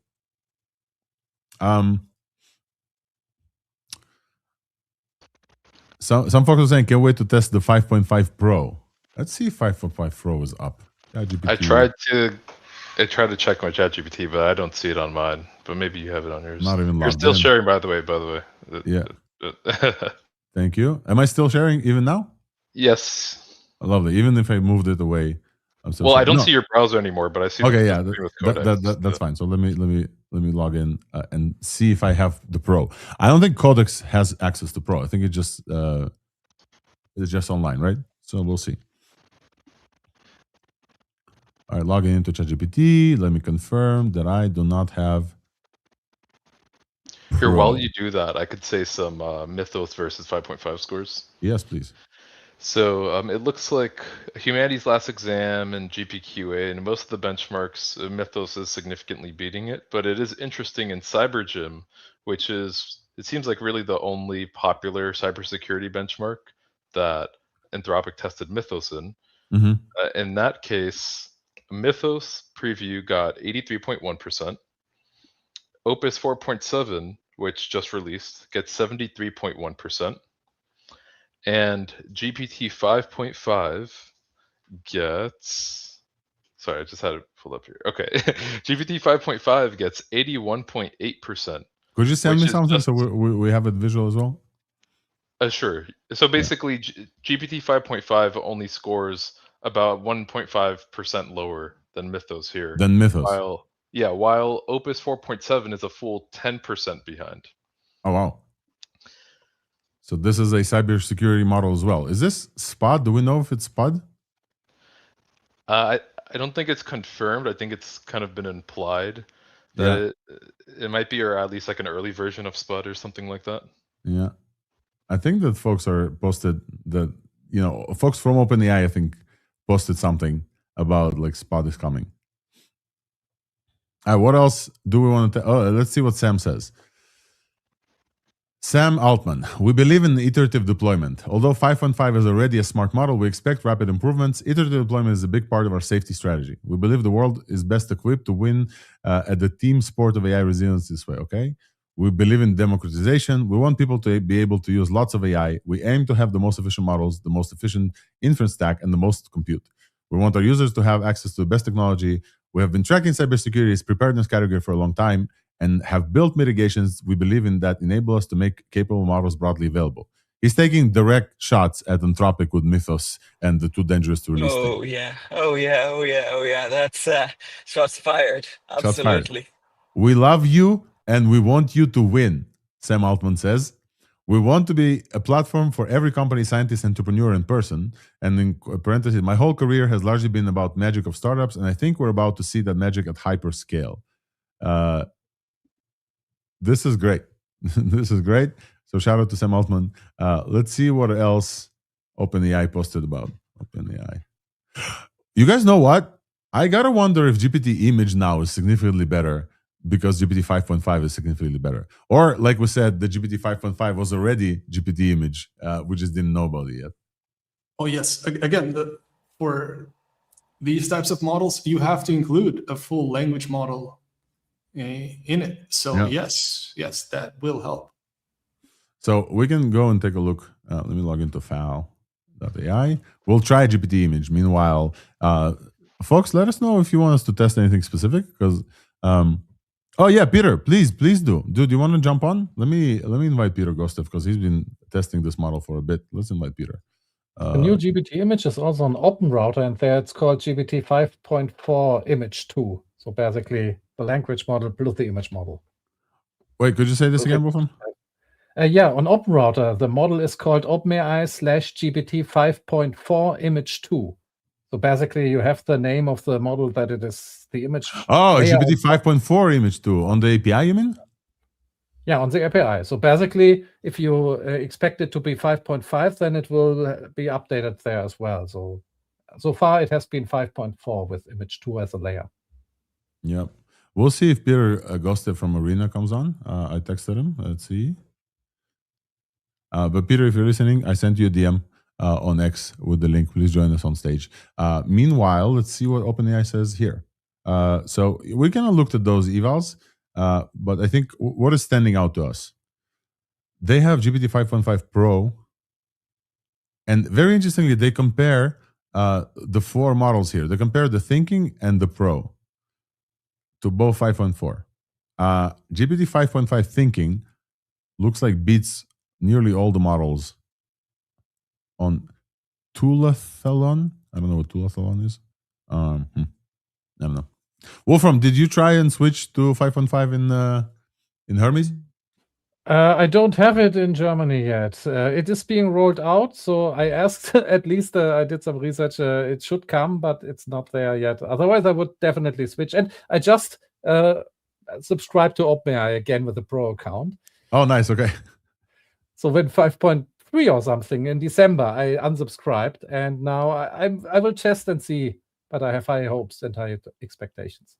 Meanwhile, while we wait for Peter to come on, folks, I want to show you the thing that I wanted to show you this whole time. I want to show you computer use. Okay, so I'm gonna start a new chat here with 5.5. I don't think we need high. Let's do a medium and use at computer use to You got it. You got it in Codex already? Yeah, I got it in Codex. Crazy. Let's try. Use computer use to interact with Chrome browser and tweet from my account. Hey, we're live and testing GPT 5.5 that just dropped. Join us on our live stream, but also quote tweet my previous tweet that has the live stream. Not an easy task. Definitely for computer use, not an easy task. Let's see, folks. Let's see. So right now we're going to use GPT 5.5, and on Medium, I'm also on fast mode, so it burns like 1.5 the tokens. We'll see how the computer use is going to work. And the thing that I want to show you all this time, and finally I can show you, is that it's already clicking in Chrome while I'm focused on here. So it's already doing the clicks in Chrome. Chrome is already on X, logged into Outrain. I can see your live broadcast in sidebar. So I'm going to use It found the live stream post. It clicked. Do you guys see this? It clicks the thing. It's going to do quote. Are you seeing this? Let's go. This is beautiful.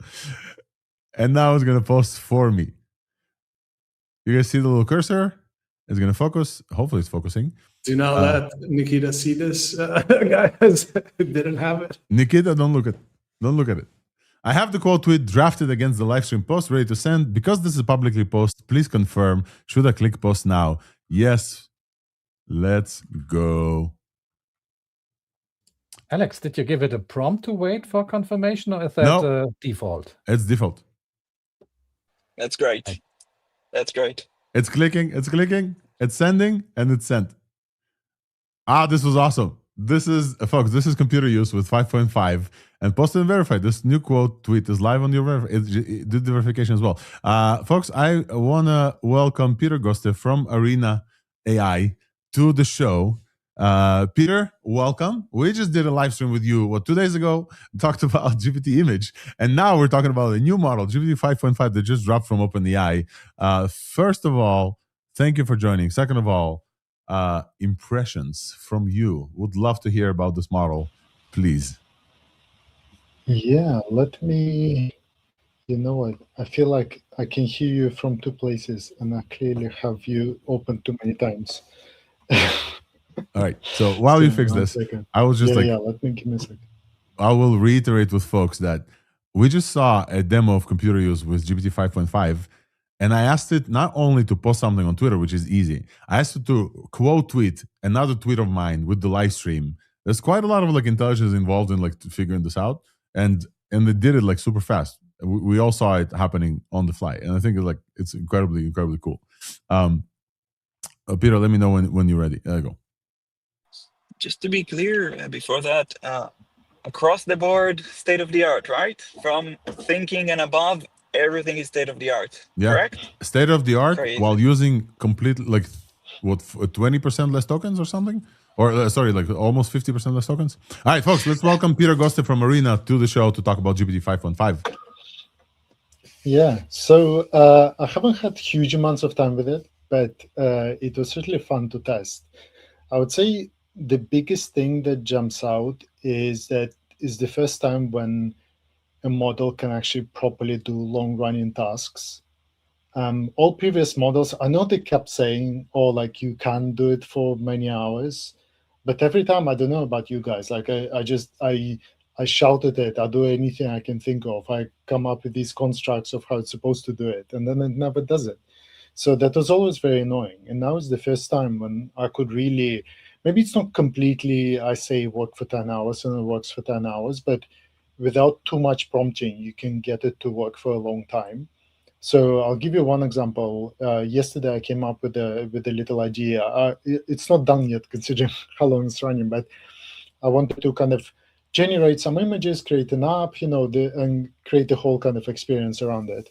And what I did before going to sleep, I came up with a prompt, and then I queued up. You know how you do? You queue up like 10 more prompts to like keep it going. Yeah. And then when I woke up, I thought, okay, I'll be done, and we'll probably be done at like 3 a.m. I woke up, it hasn't literally finished the first one.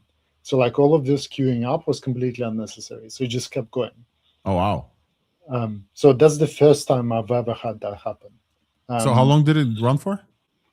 So at about 8.5 hours, I kind of stopped it to just kind of check in with it and try and rearrange things a little bit just to speed it up.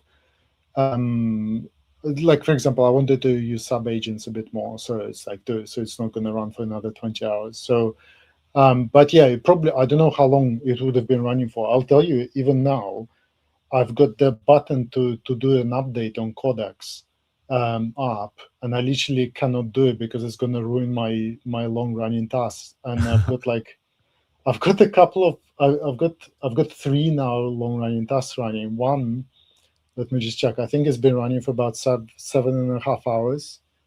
And I have this little app that I have just for my work where I've got like different visualizations, pulling in the data. I've got very custom visualizations that I'm doing. And it's kind of, I vibe coded in a really crappy way. So it's like, it's all breaks and so on. So I want to keep migrating it to like better architecture. Yeah, it's been going for like 7 hours. Every time I check, 7 like, come on. hours. Yeah, literally Wow. started today, 7 hours. So I can't even update the bloody app because it keeps running. It's still running. Yeah. It's quite crazy. So like Ralph loops are dead essentially with models that are essentially running through all this time. 7 hours is insane. Yeah. What else did you notice? What differences? So it feels, I mean, it's kind of silly, but it does feel nicer. Like it does feel kind of a little bit smarter and just nicer to speak to. And it just kind of explains things a bit better. So I feel like when I'm trying to get something done, sometimes with like, especially starting with like, I want to say maybe 5.2 or something like that, it would just be kind of abrupt and just kind of do stuff. And then you're like, I don't really know what's happening. Yeah. This one is a bit better. I don't know if it's an important change or they just changed the style of it or something like that. So it's like a bit hard to know for sure. But it does feel kind of smarter that way. I did some kind of one-shot 3D generations like I like to do, and that was noticeably better kind of one-shot versus the 5.4. Yeah, so that was really nice. Yeah, I was using computer use as well, like you're saying. I like that as well. I would say though, like I still feel like we are not quite there in terms of it being like quite as good as I hope it would be. So what I mean is that what I want for it to do is that it can literally use the app itself and then like properly reflect on what's wrong and then make it better. And it's like it's not quite getting it. Like there's not really any model. And I used it with Opus as well, with like Gemini. They'll kind of look at it and just say, oh yeah, that's good, and just not really register very obvious issues. But I don't know if it's like vision kind of sucks still or what, I don't know. But so it kind of does something, but it's like feels like it needs like another probably generation, probably with vision. Yeah. I we're just getting it now, but I'm running this now with 5.5 medium and computer use.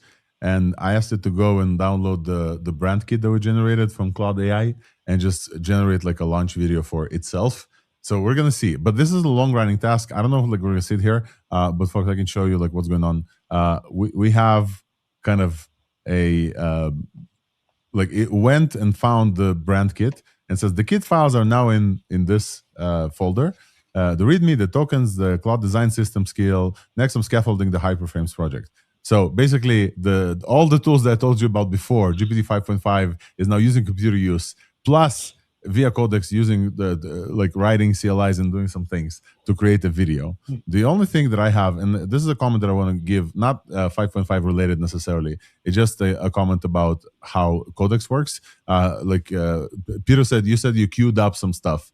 I chose the steer function versus the queue up function. So steer is something that only I think GPT has. I think Devin also has steer, but GPT, the model that has steer, is while it's running, you can steer it. So it's great for long running tasks. Peter, like the one that you said you had like 8 hours.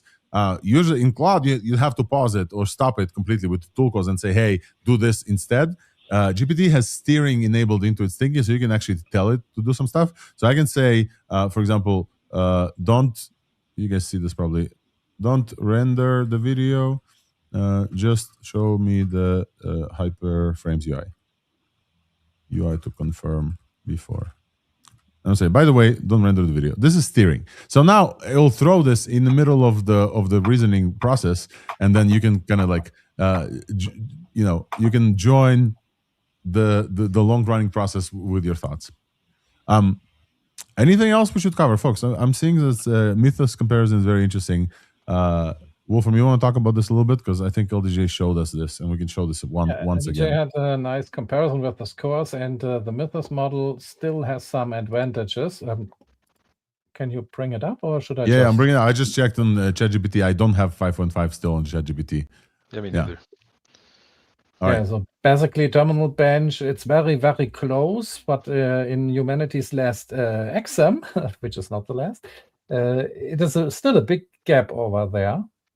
Especially even if it's using tools, it's still over 12% of a difference percent point. You're talking about the unreleased Claude Mythos from Anthropic compared to GPT 5.5 that we all just got in Codex. So I think that's also a big difference.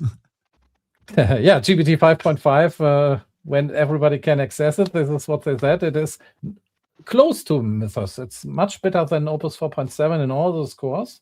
I think almost all the scores.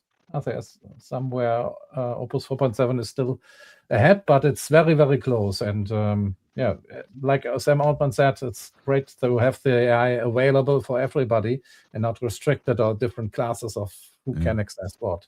Do you guys read this this thing where some like Claude Mythos was actually available for some folks on Discord, and what they used it for is to generate some websites? That was really funny. On the first day or something, a bunch of folks on the Discord got access to Claude Mythos. What they use this like not to jailbreak or like break computers, just to just generate websites. I love it. What no benchmark has shown, and mine doesn't show either, that's what I do the vibe checks for, is if the personality has changed, because 5.4, it was so boring and robotic to talk to. Yes. Which is something, if you want to, you notice the same. When you have your agent and you talk to your agent and it feels like just a robot, it's not as much fun to use it.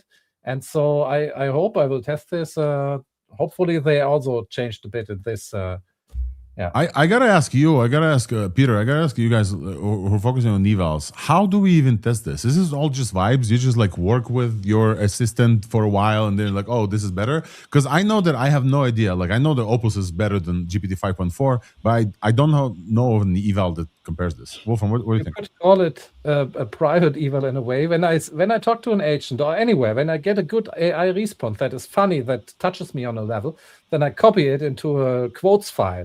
And I keep it that way, and I always write which AI did that. And so basically, I could do a list of which quotes came from which models. And I know that Opus is super, super strong in there.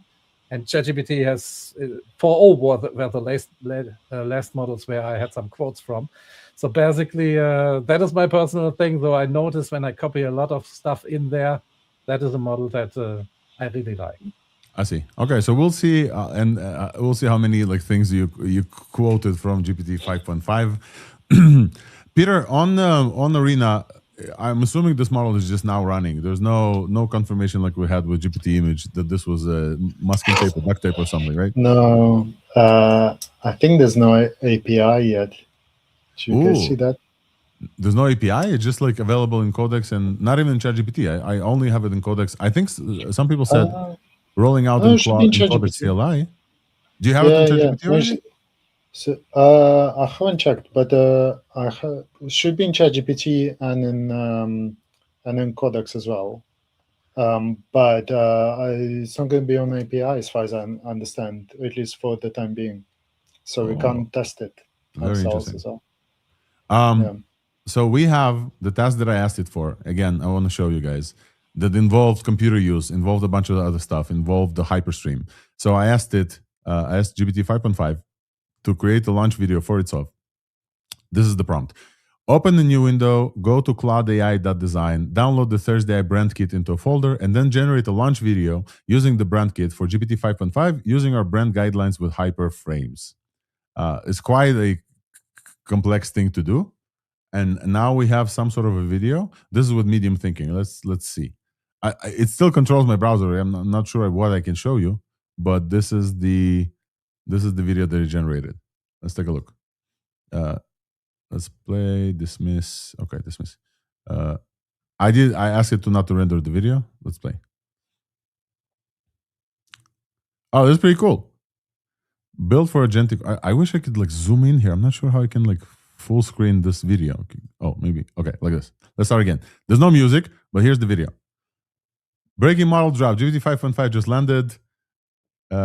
This is literally our branding kit built for agentic work. Write and debug code, research across the web, operate software. More capable, same pace. Latency matches GPT 5.5. We're live testing it right now. No hype, no fluff, just the signal. ThursdAI news.yt. This was impressive, folks. This is very impressive. I will say specifically it's impressive because I tested both 5.4, the previous model, and Opus was way better than 5.4 before on like creating these videos. This model not only just created the video, it understood what to talk about, it understood where to get the brand kit, it downloaded the brand kit, and did all things very quick as well. How long did it run? 9 minutes. It ran for 9 minutes while we were covering this. Yep. One thing you might want to check is front-end design, because that thing, front-end and design in general is something that is specifically known to be hard to the Codex models. All of them. So it's gonna be. So we did kind of test this. If we have competition for Claude. I mean, we did kind of test this. Okay, so we asked this. And this one is kind of like not the best. This is the comparison with 3D. The 3D is here, but like this front-end design is not the best one. And then we also checked it on our Olympus Mons Mars driver thing that we always tested with Nistan. This is lacking. Let's say it's lacking. Opus 4.7 was just incredible in this. But for regular web designs, I think the new meta is we have to test. And Peter, we talked about this when we went live with GPT Image. Yeah. No, I agree. I don't think it's quite good enough, which is kind of odd, right? Because they obviously know it. That they need to get better at this. So it's kind of interesting why they can't quite get it right. I don't know why. So I guess, well, it's interesting if this is SPAD as we guess, and I don't know for sure, but if it is, means it's not pre-trained, right? It's like something in post-training that they're not quite getting right yet. But I do think with some like Codex or with the GPT 5.5, you just kind of need to fight it, and then it's great. But yeah, the initial instincts are terrible. So yeah, it's not one-shotting is much better with Opus. Yeah, just for design's sake. In the case of just this video, I will say, like, I asked it to go and download the design. How should I say, the brand guidelines. I will say those are spot on. This looks like the brand guidelines for ThursdAI. You guys can see the logo clear. You can see the font rendered fine. Like all of this. I wouldn't say this is like the most beautiful design, but it's spot on what I asked it for. Yeah, but and that's what I find as well. Like if you do have some guidelines, some structure, it's completely excellent. Like it's really, really spot on. But to do the initial thing, yeah, I wouldn't rely on it, to be honest. But we do know the GPT image is great. Yeah, we know the GPT image is great. So how about we test this? You guys want to test this? Yeah, what type of web design would you want to imagine? Absolutely do it. Okay, let's do Absolutely do it. Imagine it with GPT image, and let's see. Let's see. So we're gonna open like proper Codex, not the little side window here that we have. We're gonna build. Nista, how about we do the Mars thing, but with GPT image first? Can I just give you the design file that Claude generated? And no, but hold on. Hold on. We said that like we want to one-shot it with the thing. Yes, we know that like using the design. Peter just said using the design, it's really good at. We want to see the ability to use Codex as a stand-in for like the creativity of GPT 5.5. Okay, send me the design file. I'll take a look. But for now, I want to say you can just copy the prompt and you can say generate a screenshot of this game from the Mars one interface. First with image. How do you image gen? Image gen? I guess. Image 2. And then implement with code. Okay, let's do high thinking. On speed, it should be fine. Yeah, on speed, it should be fine. Okay, so folks, we're generating. You guys are not watching this, of course. Wait. Yeah, there we go. In the new Codex, we're generating the Olympus Mons driver rail thing. But in parentheses, I said, generate a screenshot of this interface first with image gen, GPT image 2, and then implement with code. And I send it. So this is kind of the new method that we talked about, that you can substitute Opus's creativity with potentially with GPT image, because it is really good at web design. It's really good with the different things. And it says, I'm using the image and make sure the requested visual target, then I'll build the working version with 3GS. Let's see. Alex, while this working, I can show you a fun project. Please. This is the one that's been working overnight. By the way, Peter, you look exactly like it generated you. From GPT image 2, not GPT 1.5. Yeah. On 1.5, he didn't look like exactly like Peter. We were showing your examples in the beginning of the show. Feel free to share. So, how does it work here? Oh yeah. So what I was imagining. So basically, I haven't actually thought of this, but in the demo they showed this idea that you can generate these 360 images. Mm-hmm. And I thought, that's a really cool idea. What if you actually just generate a whole bunch of them? So what I was getting you to do is to plan out the Hanging Gardens of Babylon, kind of what that would look like. And I tried to do this kind of 360 view of them. What this I tried is GPT to do, image 2, right? Yeah. So this is GPT image 2. Together with all of the planning, all of the coding, all of the coordination is by 5.5. And what I try to do is to kind of create this street view kind of view. Oh, wow. I mean, you can see still a bit buggy, but the idea is that what I was trying to do is to do kind of a walkthrough. I'm going to try and fix it. It's still working, but this is like a few hundred images.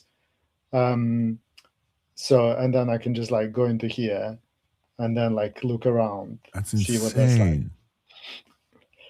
Oh, that's so incredible. let me just It's incredible. Let me just repeat so that folks understand what's going on here. GPT Image 2 can do 360 images, equirectangular images format that you can then put in and like rotate around. It can do them very, very well.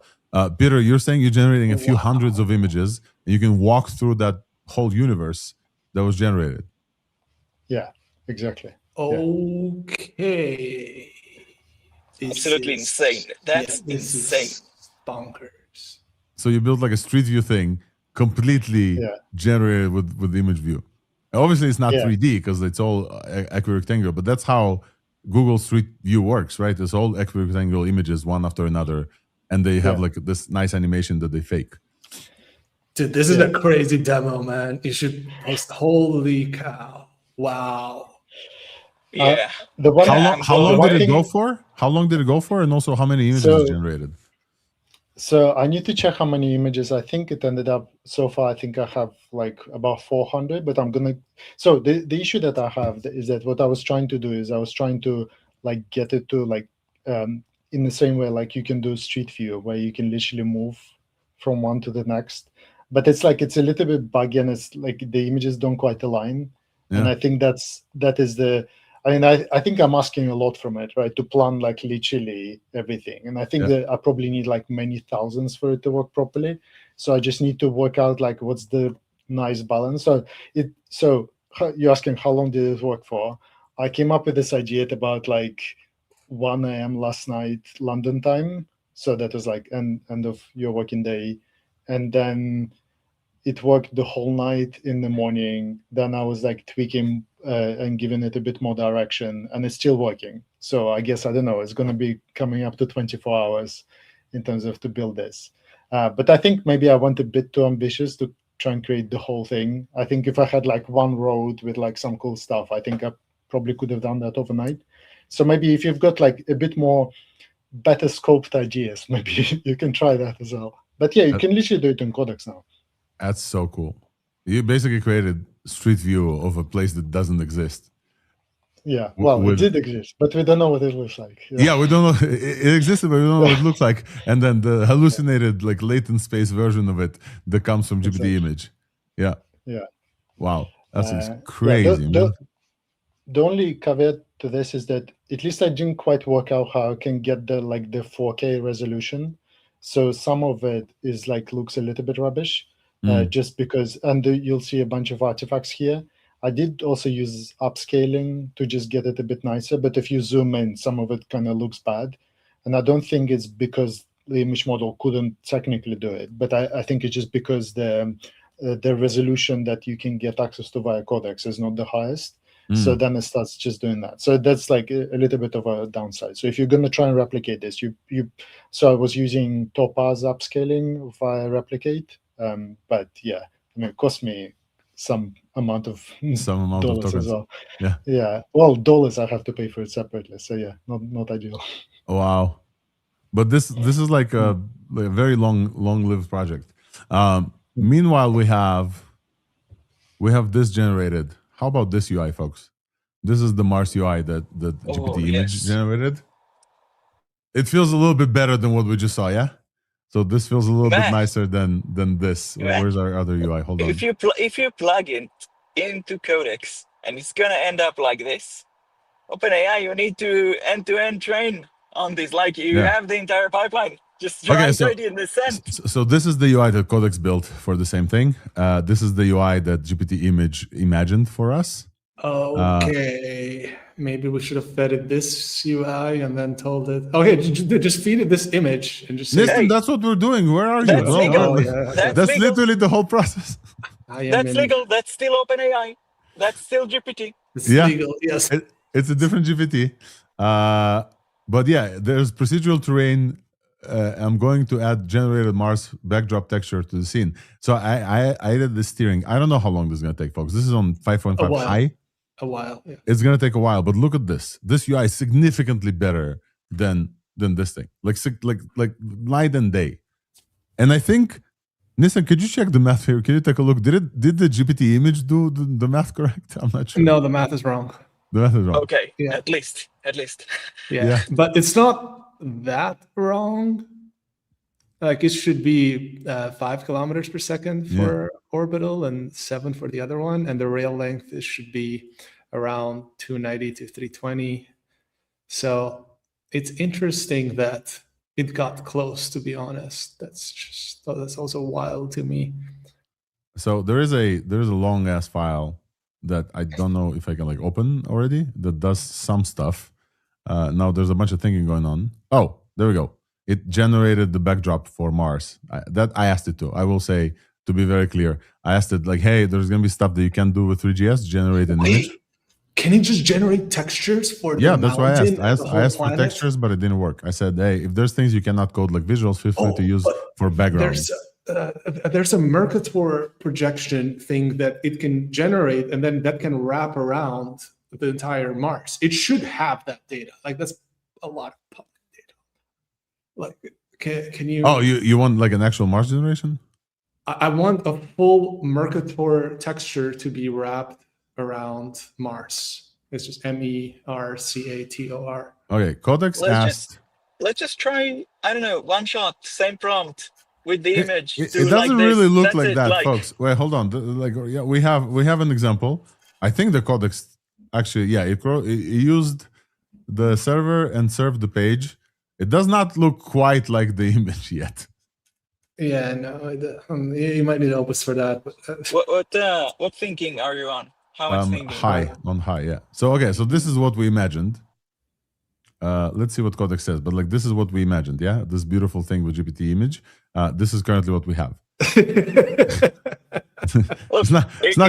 not quite the same. Yeah, it's not quite fast. the same. Look, Alex, it's fast enough that we can try extra high, and I think it's fair to try. No, but it also doesn't work. I think it didn't finish. Oh, it started working. Okay. Oh, it started working. But wait. Let's say the design is not very close to the image one that we imagined here. The numbers are correct now. Numbers are correct. Okay. Yeah. So we have 3D, but it's not the planet. There's no the backdrop is there. I'm not quite sure why. Oh yeah, the backdrop is below it. Okay, yeah. Funny. All right. And then some of the stuff. Okay, folks. So this experiment failed. let's call it. Let's go. We can call it. What we wanted to is to see if we can substitute the creativity of GPT 5.5 with GPT Image. We did that. We got an image. But GPT 5.5 is not quite there. I would say the trick there, which I appreciate will be hard for you to test now just because we don't have all evening, but it's worth. So the way it works best is if it can do the loop of checking and improving, then it can do a lot better. But this is not, this is kind of a hack. Like it should really get that more right straight away. And it kind of does this. Look, if you guys know watching, so we have it checking its own work. So it says, okay, here's a screenshot, and then it says desktop render is clean, the math populated, no page errors, and the WebGL canvas in full size. I will add to chat and I'll say it looks nothing like you showed me with GPT Image. What? This is awful. So like it didn't. I don't think it looked. Could it be that they generated the image but didn't look at the image itself? Because I didn't like forcibly provide this image. We'll see. So I'll give you one example. Is that when it was doing the migration of the app, I wanted to change the architecture, but not the way it looked. And it originally generated some garbage like that I didn't like. And basically I told it off, and what it was doing later was literally measuring the pixels. Yeah. So it had some, I don't even know how it does it exactly, but it had some metrics it was measuring and saying, oh, it's like that many pixels off, so I'm going to keep going and improving it. And you look at it, then yeah, it looks like much closer to the original. So it's still like, I'm not saying this is a good way of doing it. I think you're right, Peter. I think it didn't do the thing. I told it looks nothing like what you showed me, and it says, oh, you're right. I treated the GPT as a vibe target and then shipped a much plainer engineering HUD. I'm going back and making the actual page chase the mockup. Denser glass HUD, stronger rail glow, richer Mars backdrop, etc. So now it's going to do the thing we actually tested. Basically, folks, don't believe your models. Double check them, verify them is the thing we're telling you right now, right? Yeah, because what else do we think? Yeah. Peter, go ahead. Sorry to interrupt. No, there are always tricks to using these. Yeah, for sure. So yeah, I don't want to. I think we're gonna read a lot of hype about like GPT 5.5 or the next model or the next, but it's never. We are not at AGI yet, right? So let's remember, we still need to trick them a little bit, massage them, understand how they behave. I would say I have had a couple of times, and when I was testing it, where it was doing something like a little bit weird. Where, for example, I was asking it to basically do a little bit like what we were just doing in terms of validating its work and work until completion and so on. And then they just randomly created like an automation that would run every 30 minutes. I'm like, what the hell? That's literally never happened. Like, why would you do that? And then it just like took my work until completion somehow as if like it needs to run an automation. So I think that probably, I don't think it's like dumb or something, but it's probably just behavior is a bit different. So I could imagine if you're going to try it yourself now and do exactly the same thing as before, you might be disappointed for whatever reason. Mm-hmm. But as always, just adjust a bit. If it's a new base model, especially, it'll probably be a bit different. So yeah, it's not AGI. Definitely try it and get used to it if you're using it. Yeah, one shot is fun for demos, but like for an actual thing, you have to iterate, you have to work, you have to learn the model, and that's what we're trying to do here, folks. So let's do. We've been on air for a while now, like almost 4 hours. So let's do a recap and like start talking about this. We got an insane week, just an absolutely insane week, capping with quite an incredible model that looks like, based on benchmark, state of the art in most anything. I won't treat Mythos benchmarks as relevant because Mythos is not available, and those are just like marketing numbers from Anthropic. We covered pretty much everything. How could we not? We're almost live for 4 hours. We covered pretty much everything on the stream. Thanks, Peter. Peter had to drop. Looks like. But thank you, Peter Goste, for joining us and giving us first thoughts of the GPT 5.5. Obviously, the big release from this week is GPT 5.5 from OpenAI that we were waiting for most of the stream and finally dropped. We also had, we talked about GPT Image, which is a huge model that we're now trying to collaborate, GPT Image and GPT 5.5. We talked about, some people asking, did we talk about privacy filter? Yes, absolutely. We talked about GPT's, OpenAI's latest open source called GPT privacy, not even GPT, just privacy filter. That's Apache 2 licensed model that's on the Hugging Face Hub. We talked and demoed at length Claude Design, which is a new skill that we're all getting very excited about. Just Claude.ai/design. We talked about the fact that Anthropic reset the quotas for all of their users. So basically, if you did quoted out for this week, you can go back and look at the quotas. We talked at Cursor computer use. We showed off computer use, a lot of stuff. So crazy week in AI. I think at this, it's time for us to drop, because with almost 4 hours on live, with almost 5,000 of you tuning in throughout like different things, it's been a great show. Thank you so much for joining us, folks. If you liked any part of this, or if you missed any part of this, the podcast will likely just be us talking, because there's no way to edit down whatever happened here. We'll try to, but yeah, follow us on socials, as the ending video on the stream is going to show you now. Thank you so much for joining Wolf from Ravenwolf, LDJ, Yam Peleg, Nistan Tahire, and Ryan Carson and Peter Gostev, as we covered like everything that happened in the AI every week. And thank you all for joining us as well. Everybody who tuned into the live stream, everybody who like been testing out and sending us links and got excited with us about GPT 5.5. Everything that we talked about, every link is going to be sent via ThursdAI.news. So thank you so much, and we'll see you here next week. For now, I think we're signing off with a Claude Opus generated video. So I think it's going to be loud. Actually, you know what? No, we're going to sign off with a regular one, because I don't want to make you mute. All right. Cheers, everyone. Bye-bye.